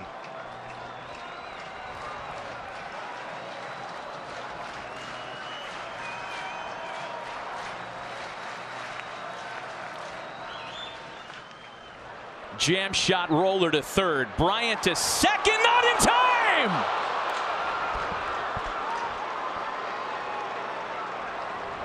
Gerardo Parra got such a great jump off the bag at first. He was able to beat out what looked like a routine play at second. And Wrigley Field is stunned. And for Chris Bryant, this is just a mental mistake. The reason why Parra is able to get such a great secondary lead is because Daniel Murphy at first base is playing way behind him, which allows him to extend the lead. Bryant should know that any ground ball, he should be coming across the diamond to first base. So now David Dahl, who in his first career appearance against Cole Hamels in the 10th, grounded out. A chopper to first. Murphy to Hamels, and the Cubs are out of trouble.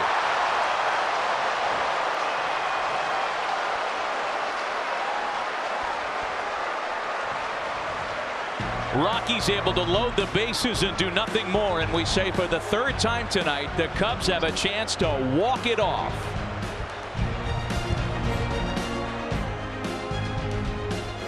And, you know, it would appear that this one's been stuck in neutral ever since the Cubs tied it in the last of the 8th, but there have been some thrilling moments, some opportunities lost as we're into extra innings now and into the bottom of the 11th. And you just feel like whoever ends up on the losing side of this one might end up featured on Bad Beats. And Scott is paying attention back in the studio. Javi Baez leads off the home half of the 11th. His 2-out RBI double that tied it in the 8th is why we're still here.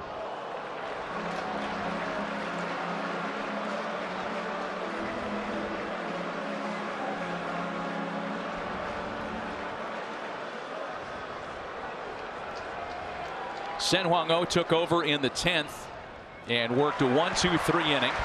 He's fallen behind Baez 2-0. And at some point, you know, Javi Baez is going to give himself a bright green light to go to Hacken. And the key here, Matt, is the power of restriction. Calm down, less is more. Almost like you have 2 strikes. Compact. 3 balls and no strikes. Great take.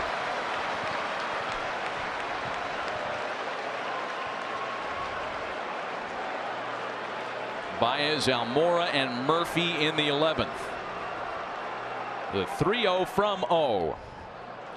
3-1 now.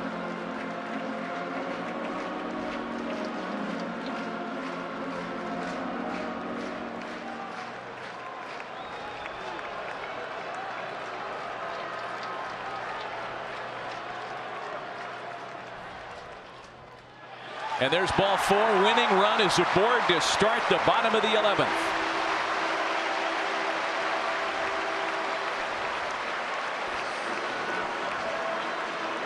As good as Javier Baez's last at bat was to tie this game, I would say that one's even better. Knowing the adrenaline that he had to lead off this inning and the patience, the rare patience that he showed to earn that walk.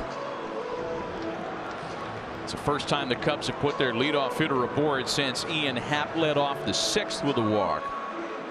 And now Almora, who's got a couple of singles to his credit tonight.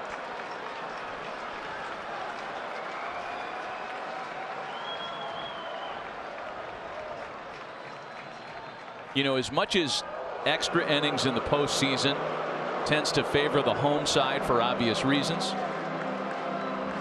the Cubs have that distinct advantage tonight that you just don't get the sense that Cole Hamels is going to yield a thing. And they're set up for Hamels to go 12, 13, 14 innings if need be. Almora bunting. Arenado's on it to first for the out. Baez keeps running. Drew Butera got back to third to cover the bag in Arenado's absence. That's why Baez took that big corner. There was nobody at second base.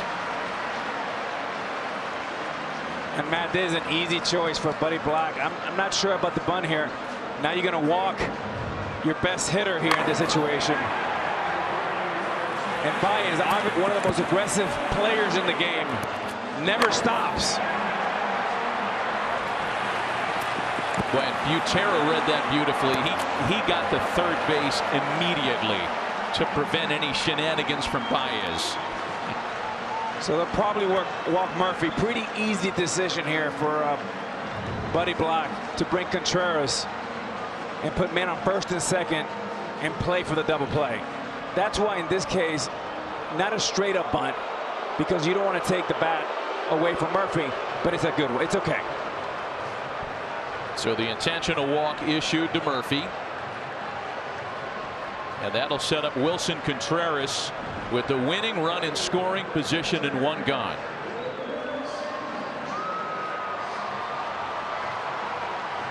Contreras drew the one-out walk in the ninth that gave the Cubs what looked at the time like a golden opportunity to win it in regulation. But Wade Davis was able to get big outs on Kyle Schwarber and Jason Hayward to force this to extra innings.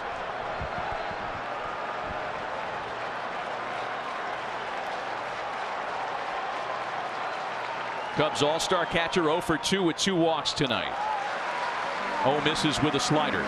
It's an obvious move to walk your best situational hitter in Daniel Murphy. But lefties are hitting .315. Righties only .168 against O.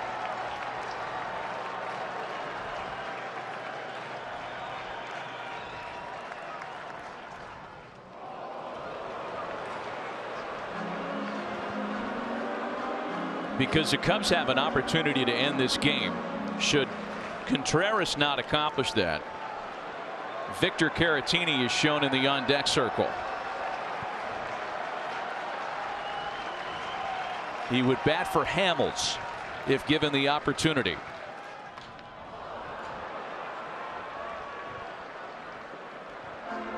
And the wheels continue to turn. I mean to tell you. Justin Wilson is up in the bullpen for Chicago. And if Victor Caratini bats, he goes to check in on Contreras, who seems to have injured himself on that last pass. That'd be it. Here it is. Scratch him off. Gore, LaStella, Happ, Hayward, Schwarber, Caratini's the last man standing.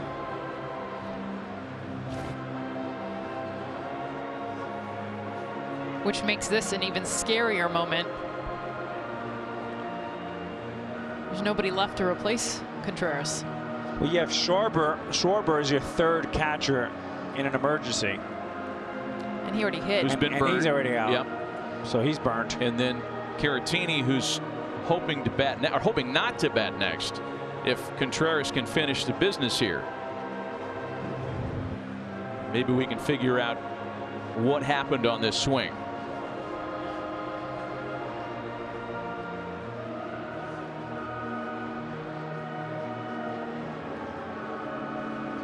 Anybody got anything?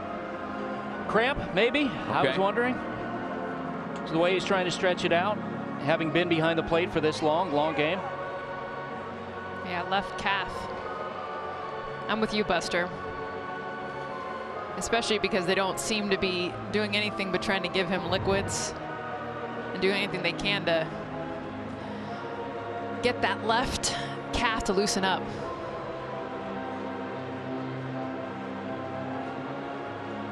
Well, meanwhile, Sang-Hwang Oh wants to get back to work on the mound as Contreras takes considerable time here.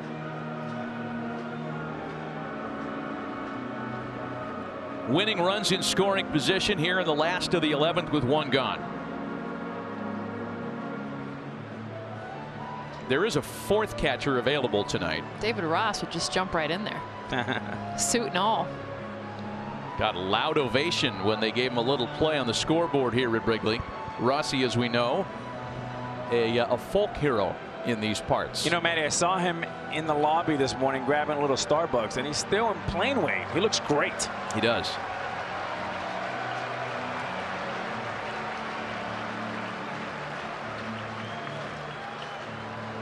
The sizable delay, and now Contreras is ready to go back to work.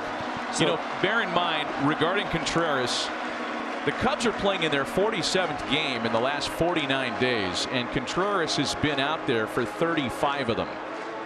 So one could understand a cramp, a tweak. He's back in there now on 1 and 2. And if you're Contreras, either you want to have a fly ball or a strikeout. A ground ball with his leg is an automatic double play.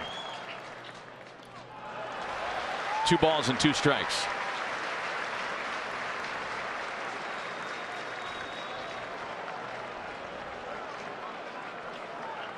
If you're wondering if you can run on O, there's only been 4 attempts over the last 3 years.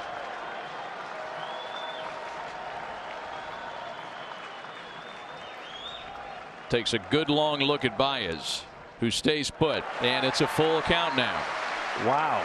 No pitch. A late timeout. Yep. Now, when it's that late, usually the pitcher wants to know who called timeout, and the umpire will point at Contreras or he'll point at the catcher. I didn't see any sign. And that's just a protocol thing. You don't want to call timeout that late.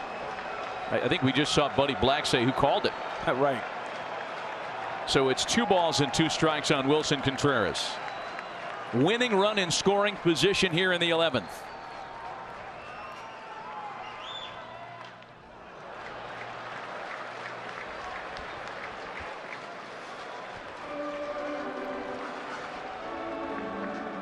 And you see Butterfield walking almost all the way to the batter's box. Butterfield is a third base coach, asking him, are you sure you're okay? And Joe Madden, if you look at him coming out of the dugout, they're taking time here. They may pull him.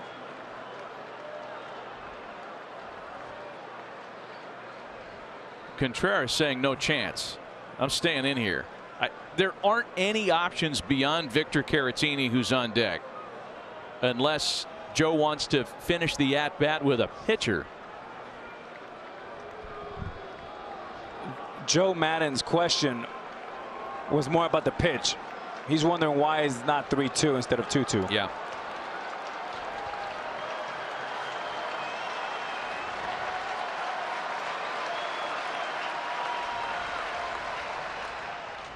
And Contreras hits it on the ground to Arenado, who applies the tag, or the hug, if you will.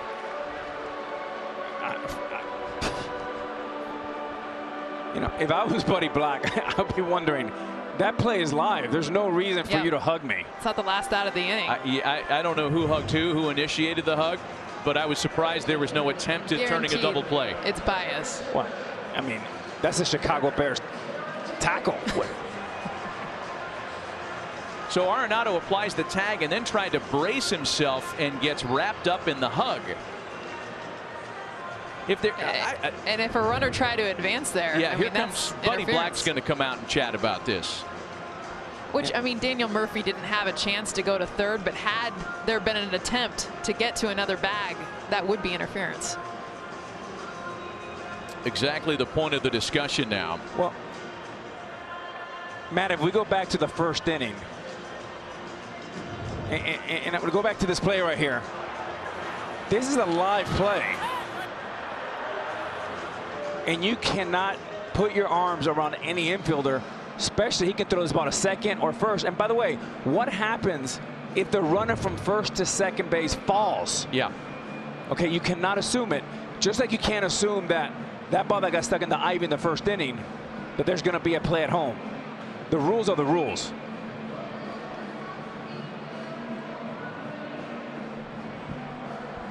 I'm telling you, postseason baseball brings out some of the more obscure things How many times have you seen an extra innings elimination game where a runner wraps up an infielder with a hug to prevent a throw on a double play? I think part of the problem here is that Arenado didn't really sell it because he smiled and patted Baez on the back. If he had been a little less colloquial about it and, you know, tried to throw, I think that would have sold it to the umpires and alerted them as to what had happened on the field. Instead, it just looked like a brother-in-law moment. So, see, the issue here, Matt, is you cannot assume things in baseball. What happens if that runner from first to second falls down, or better yet, Contreras has a bad calf and can't run?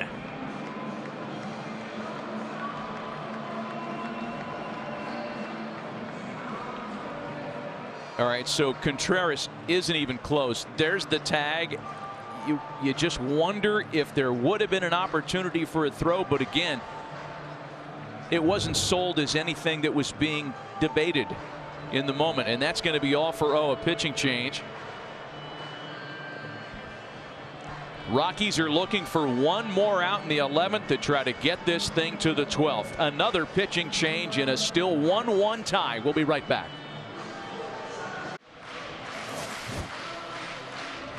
It's the hug that will be talked about a lot tomorrow. Javi Baez wrapping up Nolan Arenado. And even if there was thoughts of a throw to try to double off a runner and in the inning, it ended right here.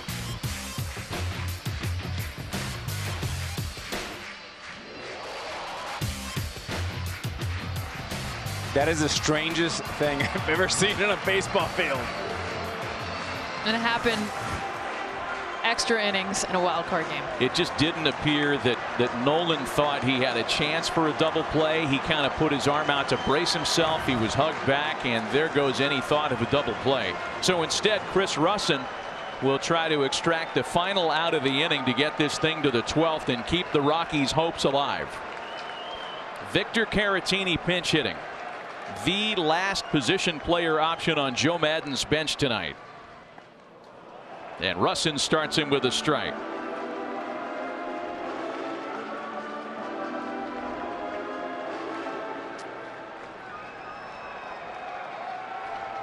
Cubs feeling pretty good about their chances here with the winning run in scoring position. Caratini grounds to first.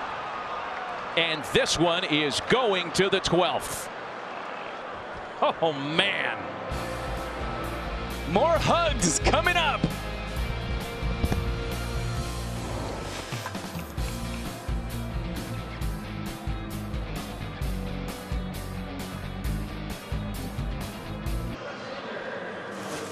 As the old adage goes, the ball always finds the new guy, and on a hot shot, it's Ryan McMahon, who had just come into the game on the double switch that brought Russin in, who fields the ground ball to keep the Rockies' hopes alive and send this to the 12th. McMahon came on in the double switch, but that out happened so quickly on just the second pitch of the at-bat to Caratini, we didn't even have a chance to tell you he was in the ball game. Another change to tell you about here to start the 12th, and it's the veteran left-hander Justin Wilson, whose name was called 71 times during the regular season. Wilson doubling up. He pitched yesterday in the tiebreaker game.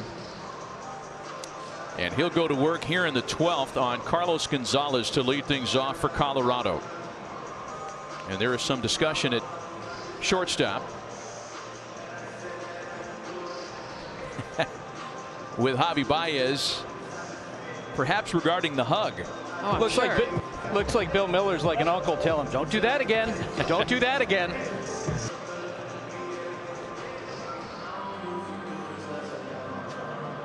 I mean, it was close to being an awful turn of events for the Cubs. They allowed a runner to advance because of the hug.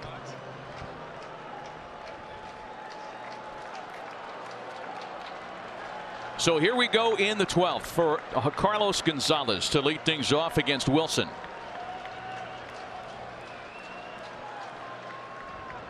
Cargo had a base hit against Cole Hamels back in the 10th. And takes a strike from the left-hander, leading things off in the 12th. Gonzalez returned to the Rockies on a one-year deal. A guy who had been so instrumental in their recent successes. Free agent market brought him back to Denver.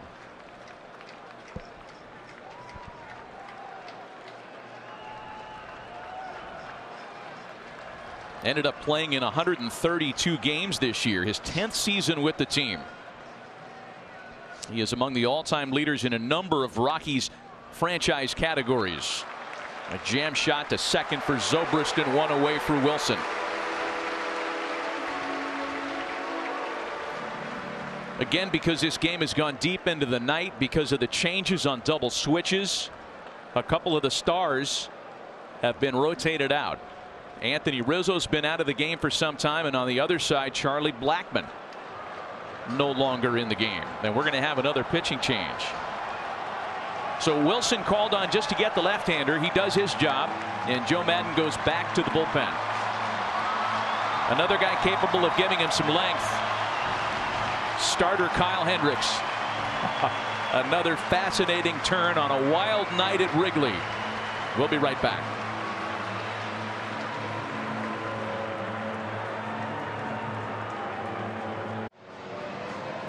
All right, your Cliff Clavin inspired factoid of the night on a long night on the north side. Longest winner take all postseason game, 12 innings. We are in the top of the 12th tonight. It's happened twice. 1924 World Series Game 7. Buster will tell us about that after a break. And the wild card game between Kansas City and Oakland a few years ago in 2014. Man alive. Buster, I would bet your family farm in Vermont that nobody saw a night like this coming tonight. Oh, unbelievable the way this is played out. And the fact that we're burning through all these players and these managers are having to make really difficult decisions. It's Kyle Hendricks who is the latest to work on the mound for Chicago. He goes to work against Drew Butera with one out in the top of the 12th.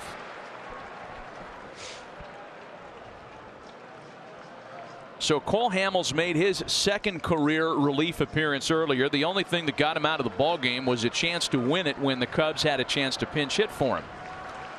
Hendricks, like Hamels, making his second relief appearance. The other one came on July 7th of 2016. 2 balls and 1 strike. Just a reminder, Colorado finished the year second in the National League in runs scored. The Cubs were 4th. Oh man, where has that gone tonight? Different animal in the postseason. Yep. 2-2. Hendricks, a reverse split guy. Righties actually hit him better at 259. Lefties 233.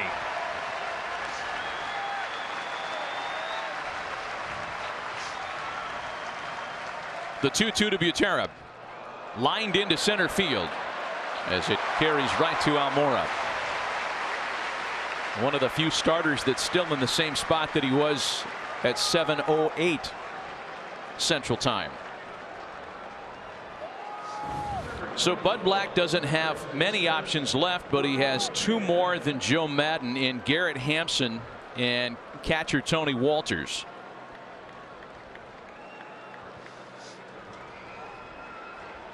And here's Ryan McMahon, who made the last play to end the bottom of the 11th.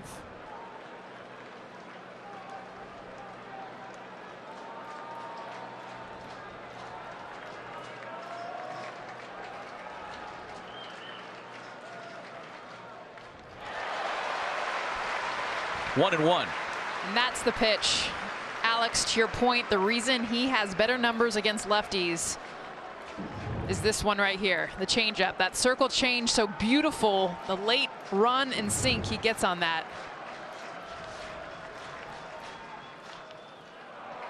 The highlight of Ryan McMahon's season came in a weekend against the rival Dodgers, when he became the first player in Rockies history to hit a game-winning homer in the 7th or later in back-to-back games. He has had a flair for the late dramatics. 4 of his 5 homers have come in the 7th or later. Into the opposite field for Terrence Gore. It'll once again set up the Cubs for a walk-off win. to the last of the 12th, still tied at 1.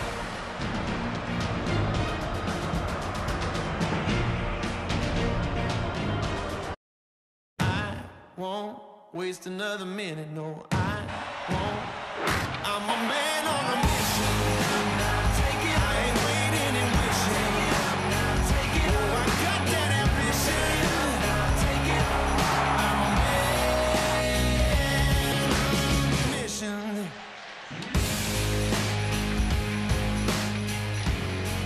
There have been twists and turns in this National League wildcard game that nobody could have seen coming. A 1-1 tie. We're headed to the bottom half of the 12th. Chicago will have Jason Hayward to lead things off. Hayward, then top of the order, Zobrist and Bryant. Back with Alex Rodriguez, Jessica Mendoza, Buster Olney, Matt Vasgersian here in Chicago. And a fan base that hasn't left and hasn't really taken a seat for the most part, with some exceptions, of course. That's on the ground of the shifted infield, and one gone for Chris Russin to start the last of the 12th. Now, those guys haven't taken a seat. They're waiting for a moment to spill out onto the field and celebrate a win. Hasn't come yet.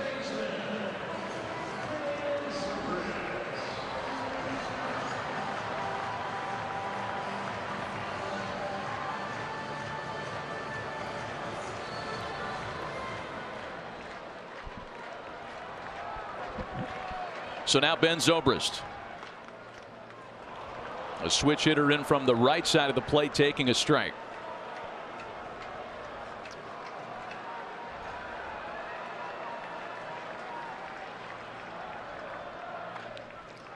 Chopper to third, and a foul ball.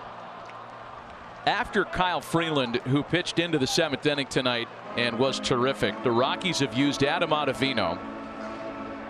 The Cubs' only run of the game was charged to him. Wade Davis, Sang-Hwang Oh for an inning and 2/3, and Chris Russin. So 4 relievers behind Freeland. For the Cubs, behind John Lester,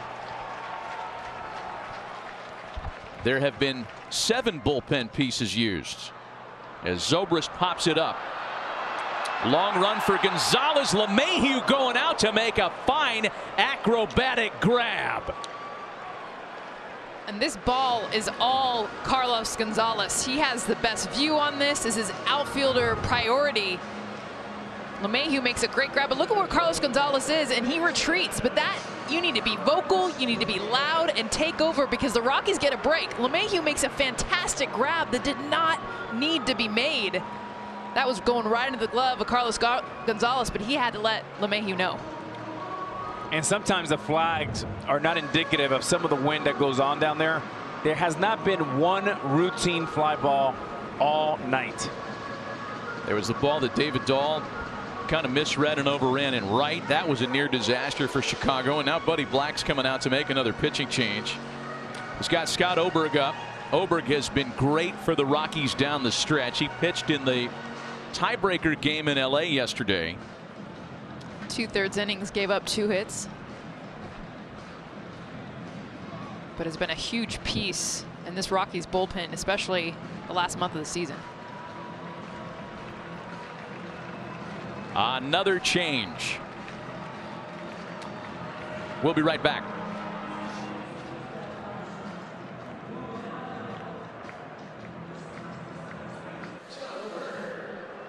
Well, some interesting choices for Bud Black, and on the other side for Joe Maddon. And for the Rockies now, with Scott Oberg entering the game, 2 right-handers, 2 left-handers still available for Bud Black. Perish the thought that that depth would need to be explored even more tonight. It's Scott Oberg to go to work, and a new catcher as well, as Tony Walters comes on in the double switch. Walters will bat 6th if another inning is required. 2 out, bases empty. Chris Bryant, the scheduled batter. As you look at Oberg's body of work, he has been one of the Rockies' most reliable bullpen arms, in particular down the stretch. Guys, with Terrence scoring on the on-deck circle, having barely had at-bats in the big leagues, do you not have to pitch on Chris Bryant here? Absolutely. I'm with you, Buster.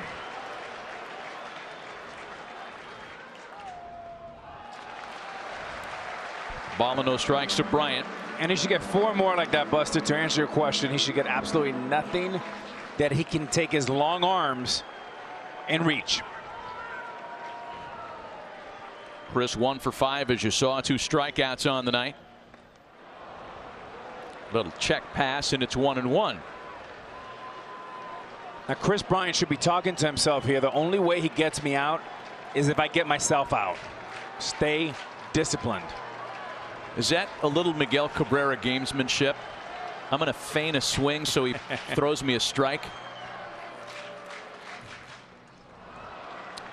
1-2. Well, now there's really no reason for Oberg to throw him anything remotely close to the strike zone. And Chris Bryant has not looked well all night. He's looked late on fastballs, early on breaking balls, no balance. The 1-2. If there is a 13th inning tonight, the Rockies will once again have the scariest part of their order. It'd be LeMahieu, Arenado, and Story. We've said that a couple of times, and so far that big hitting triumvirate has been unable to cash in.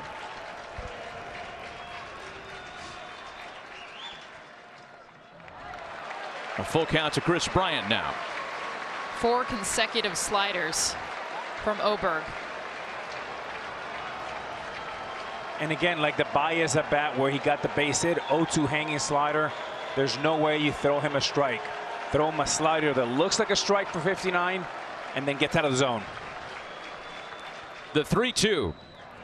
A called strike 3, and this is going to the 13th.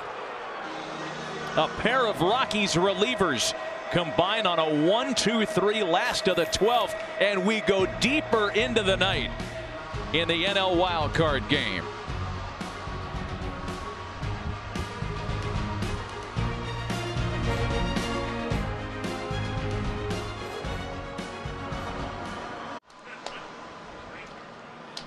Well, the first postseason game of 2018, and it has not disappointed. We're moving on deeper into the night in the NL wildcard game tonight, back at Wrigley Field, where tonight's is officially the longest postseason game in ballpark history by innings and by time. And despite all that, the Wrigley faithful has not left its collective seat. I'll tell you who's loving this game even more than fans of the Rockies and the Cubs are the folks in Milwaukee, because whoever gets to Miller Park to start that division series is going to be plumb tuckered out. Well, especially, I mean, look at the Cubs alone. They've utilized 3 of their starters, their top 3 starters tonight, and John Lester, Cole Hamels, and now Kyle Hendricks. So Hendricks continues, and he goes to work on DJ LeMahieu to start things out in the 13th. LeMahieu, Arenado, and Story. And LeMahieu behind 0-2. Former National League batting champ. That came in 2016 when he edged out Daniel Murphy, then a National. DJ was hitless in last year's wild card loss to the Diamondbacks. A ball and 2 strikes. A career high 15 home runs for LeMahieu this year. At the age of 30, the prime of his career, a free agent at season's end. A very important part of the Rockies' recent success.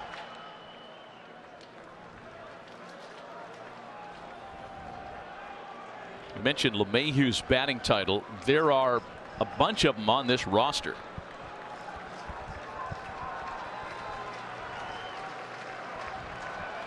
Two left-handed hitters and a couple from the right side.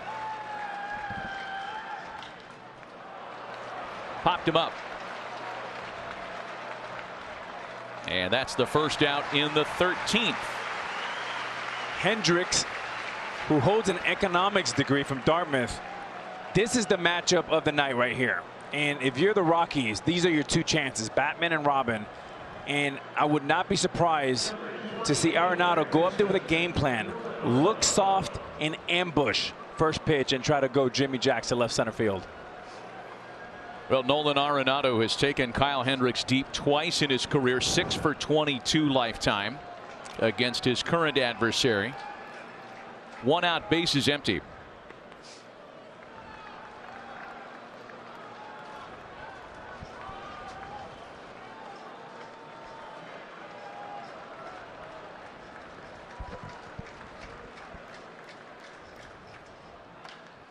We can say this if you're watching us in the Eastern time zone. Later on today, the A's and Yankees in the American League wild card game in the Bronx. That'll be on TBS. You could throw it to them. Sending it to New York. Just might folks. happen. Liam Hendricks for Oakland in a bullpen game. Luis Severino for the Yankees. And Arenado scalds the ball on the ground to second. Zobrist has it, and there are 2 away. The winner here tonight goes to Milwaukee. A short drive. They'll be none the wearier after this long one to play the Brewers. Braves and Dodgers also begin on Thursday, and in the American League, the A's Yankees winner goes to Boston. Indians and Astros, those 2 series start Friday night. So if you're Hendricks here, 2 outs, you have the last guy in this side of the lineup that can actually hurt you. You have Chris Bryant at third base protecting the line, and you have the outfield way back for no doubles. Couple of hits tonight for Trevor Story, a bouncer that's going to sneak through into left. And that's a win for the Cubs. Trevor Story, the most potent hitter in this lineup, the power that he's shown, especially coming back from his injury. So if you get a sneaky ground ball that finds a hole in the 5-6 hole against Kyle Hendricks, this is a win. 2 outs. You take this every day if you're the Cubs. And because Brian is hugging the line properly, staying away from the double, a single sneaks through. No harm, no foul. Trainer came out and paid a little attention to Javi Baez after he slid on the outfield grass there, but it appears Javi's okay to continue. So you've got to be thinking here as time is taken now, and Jim Hickey's going to come out to visit with his reliever.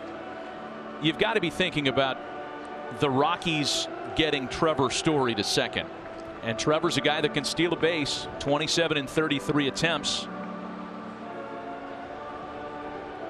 It's a night where the extra base hit has been few and far between.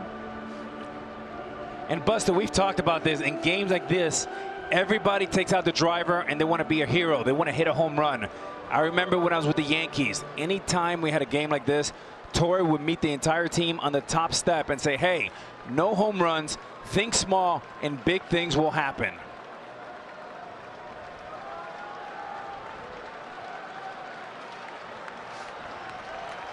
So here's Parra now.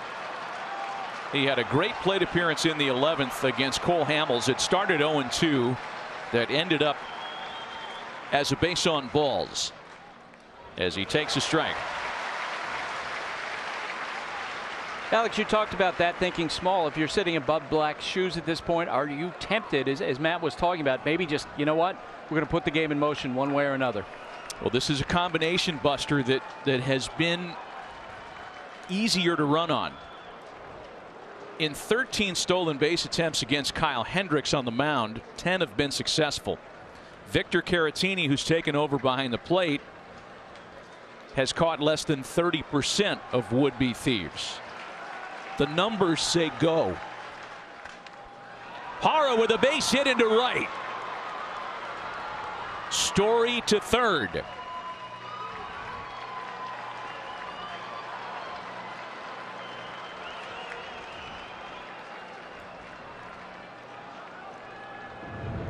Little dead fish here by Hendricks. Leaves it up just a bit. And with the hole open, Parra takes full advantage of it. Right there.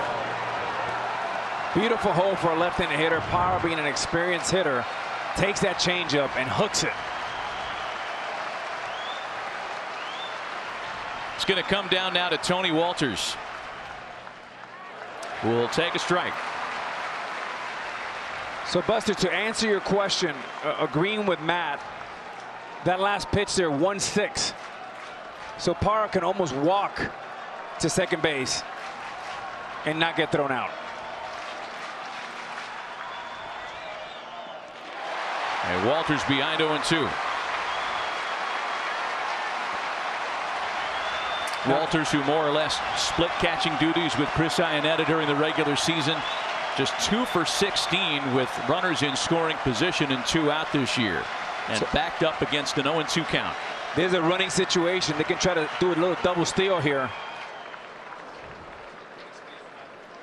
So what Parra did right there, he had a fake steal, and Javi Baez never moved. That means that Contreras is not throwing to second base. If you're Contreras, you want to come out and redo the signs again, because now they know the coverage. He should walk to second now.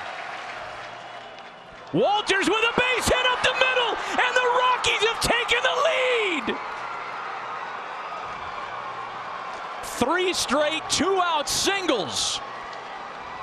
Colorado back on top.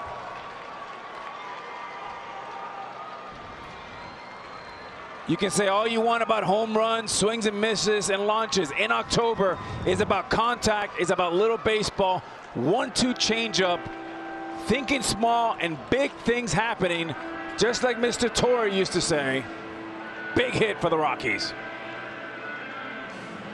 Boy, October finds the most unlikely heroes, and it's Tony Walters, who doesn't even get into the game until the 13th on an 0-2 count, that comes up with what might be the biggest hit of his career.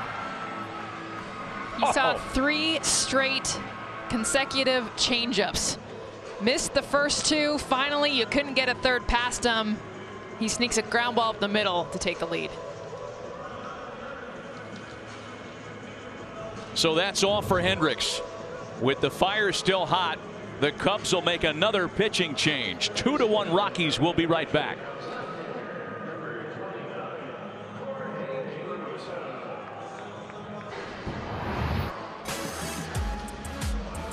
Well, if you go 3 consecutive changeups to any batter, that is the pitch of Kyle Hendricks to lefties, but Tony Walters makes him pay in a huge way. Gets Kyle Hendricks out of the game, and now Jorge De La Rosa takes over for the Cubs. Another slice of irony, as it'll be the Rockies' winningest all-time pitcher working in relief for the Cubs, who'll try to strand a very important run at third. Split his time between the Diamondbacks and Cubs since coming to Arizona in August. De La Rosa's been great. Pitched to a 1.29 bullpen ERA. And a breaking ball evens accounted 1-1 to David Dahl. And for De La Rosa, his best pitch, his money pitch, is a split finger with Parra at third base. You got to be careful not to bounce it.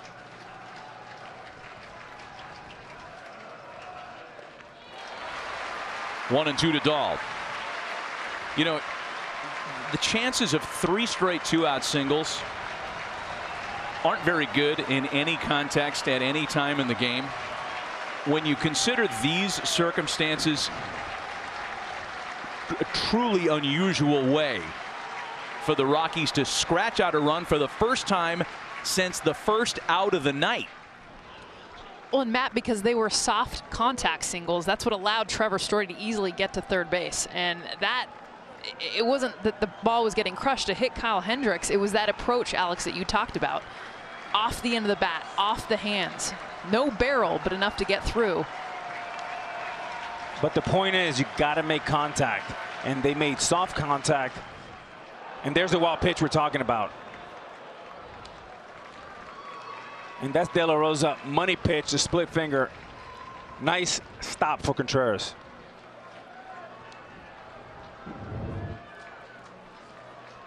You see the split finger there. He just spiked it. Very athletic play by Contreras. Saves a run for the moment. It did get Walters into scoring position. Second and third, the 2-2. Strikeout ends the inning. But the Rockies scratch out their first run in the better part of 4 hours. We go to the last of the 13th. Colorado 3 outs away from a date with the Brewers.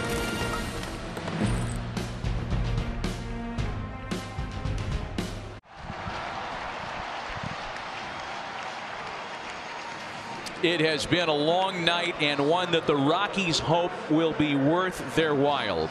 They are 3 outs away from advancing in the postseason and earning a date with the Milwaukee Brewers in the division series.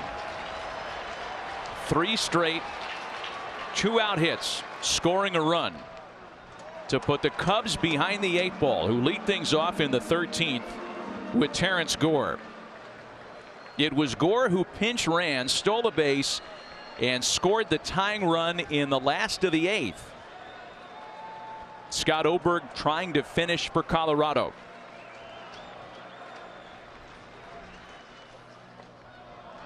We've talked about Gore, that rare player who has more stolen bases than plate appearances in his major league career, on the roster to do exactly what he did in the 8th.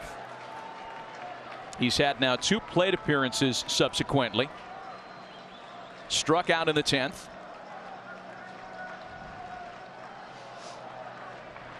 Gore, Baez, and Almora. And if you're Gore and you see what the first baseman's playing, there's a push bunt there for a base hit. He's thinking the same way. 2 balls and a strike. If you see what the first baseman is playing right now, all you have to do is get it by the pitcher, and then it's a foot race. And Gore is going to outrun everybody in the stadium. Shortens up again and takes a strike.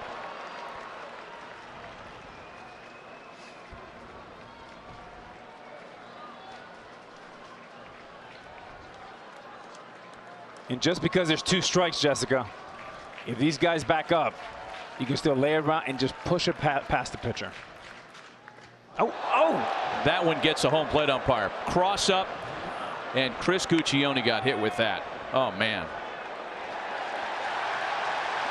And apparently it hit Gore on its way past, and that's going to put the tying run aboard. But the concern now is for the home plate umpire.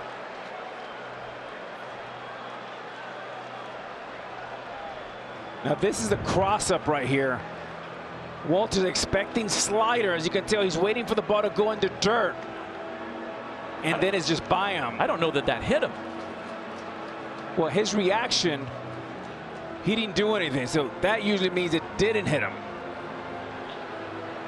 Oof. That is a reviewable. It's a reviewable play. And here comes Buddy Black. I mean, you want to be sensitive certainly to the home plate umpire who wore that one badly, but I think Buddy has made it clear that the Rockies are going to review this.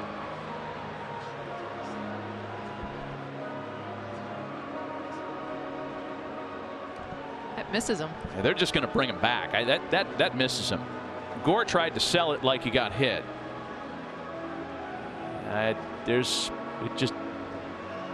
The only thing that changed direction of the ball was the glove of Tony Walters. And they're discussing it at home plate now.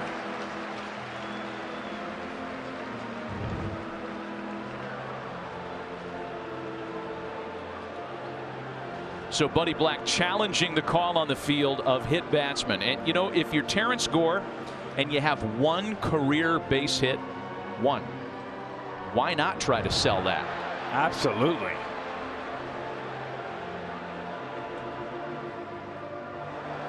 Alex, to your point, the biggest tell was his reaction. It took him a long time to even try to sell it. When you get hit, even nicked, especially in this situation, you're yelling. You're letting everybody know. Well, not only that, Jessica, but when you get hit, you don't take 3 steps towards your dugout. You take 3 steps towards first base. Especially in the moment, right? Under the current circumstance, you know, he'd be running to first base. Especially when you're Gore. And you only got 1 hit. I mean, And right now, Terrence like, knows he's getting away with something for the moment. Look, in real time, it's impossible to tell because you see the home plate umpire buckle. Well, and it looked like it hit him from that look when it was live.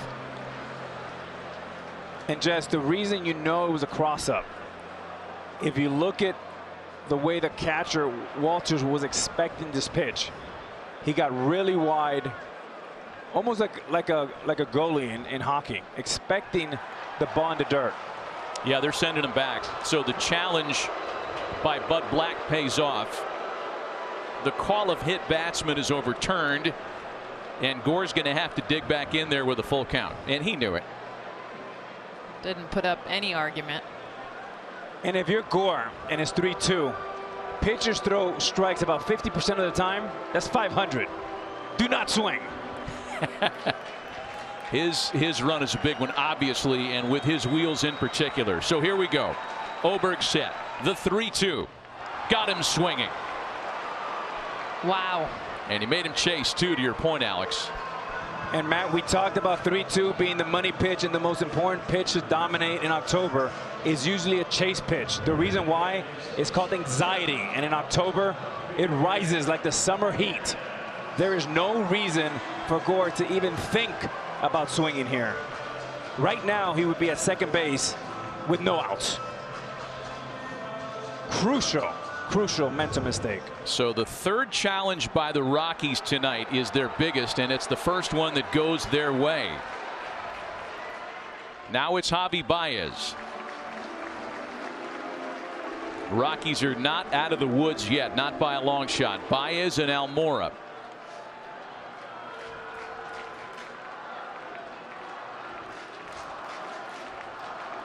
It was Baez's two-strike double that tied the game in the 8th. 1-1.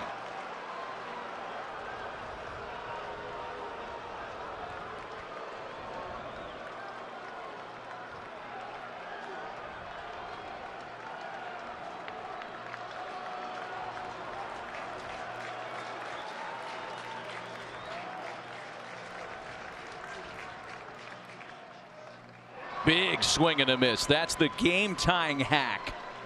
Oh, man. And now Baez behind 1-2. Too much swing for Javi Baez. Get short, get quick.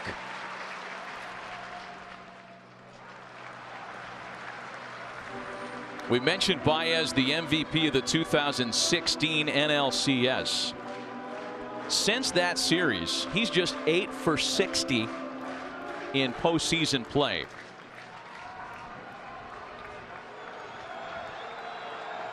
If you're Javi Baez, you want to take distance away from your mind. You want to think about chipping the ball. Solid contact. Solid, not far. 2 balls and 2 strikes. Oberg set. The 2-2 home gets him swinging. And the Cubs are down to their final out of the 2018 season.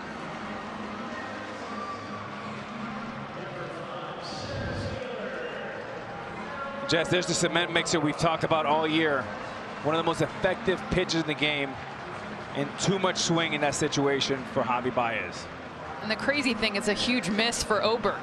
Walters set up low and away, wanting that slider to end up there. It backs up. He gets the strikeout.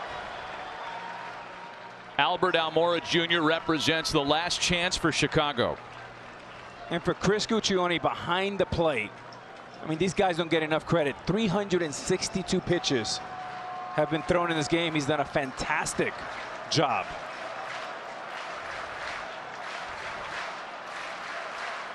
Almora's had a nice night. Chicago down to their last strike. And you got to go back, Matt, to the 3-2 slider to Gore. And that changed the momentum of his inning. Is that cautious optimism on the visiting side or what? There is not a hint of we're going to rush out onto the field and celebrate. Not yet. Now it's time! The Colorado Rockies have gone on the road and defeated the Cubs to move on to the division series.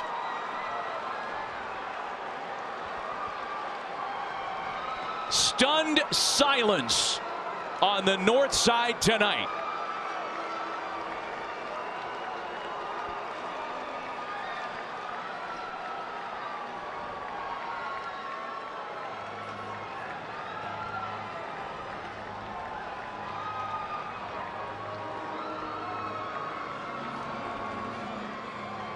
Just a day after the Brewers celebrated here at Wrigley Field. A visiting team does the same in back-to-back games. And the Cubs' 2018 season has come to a surprising end.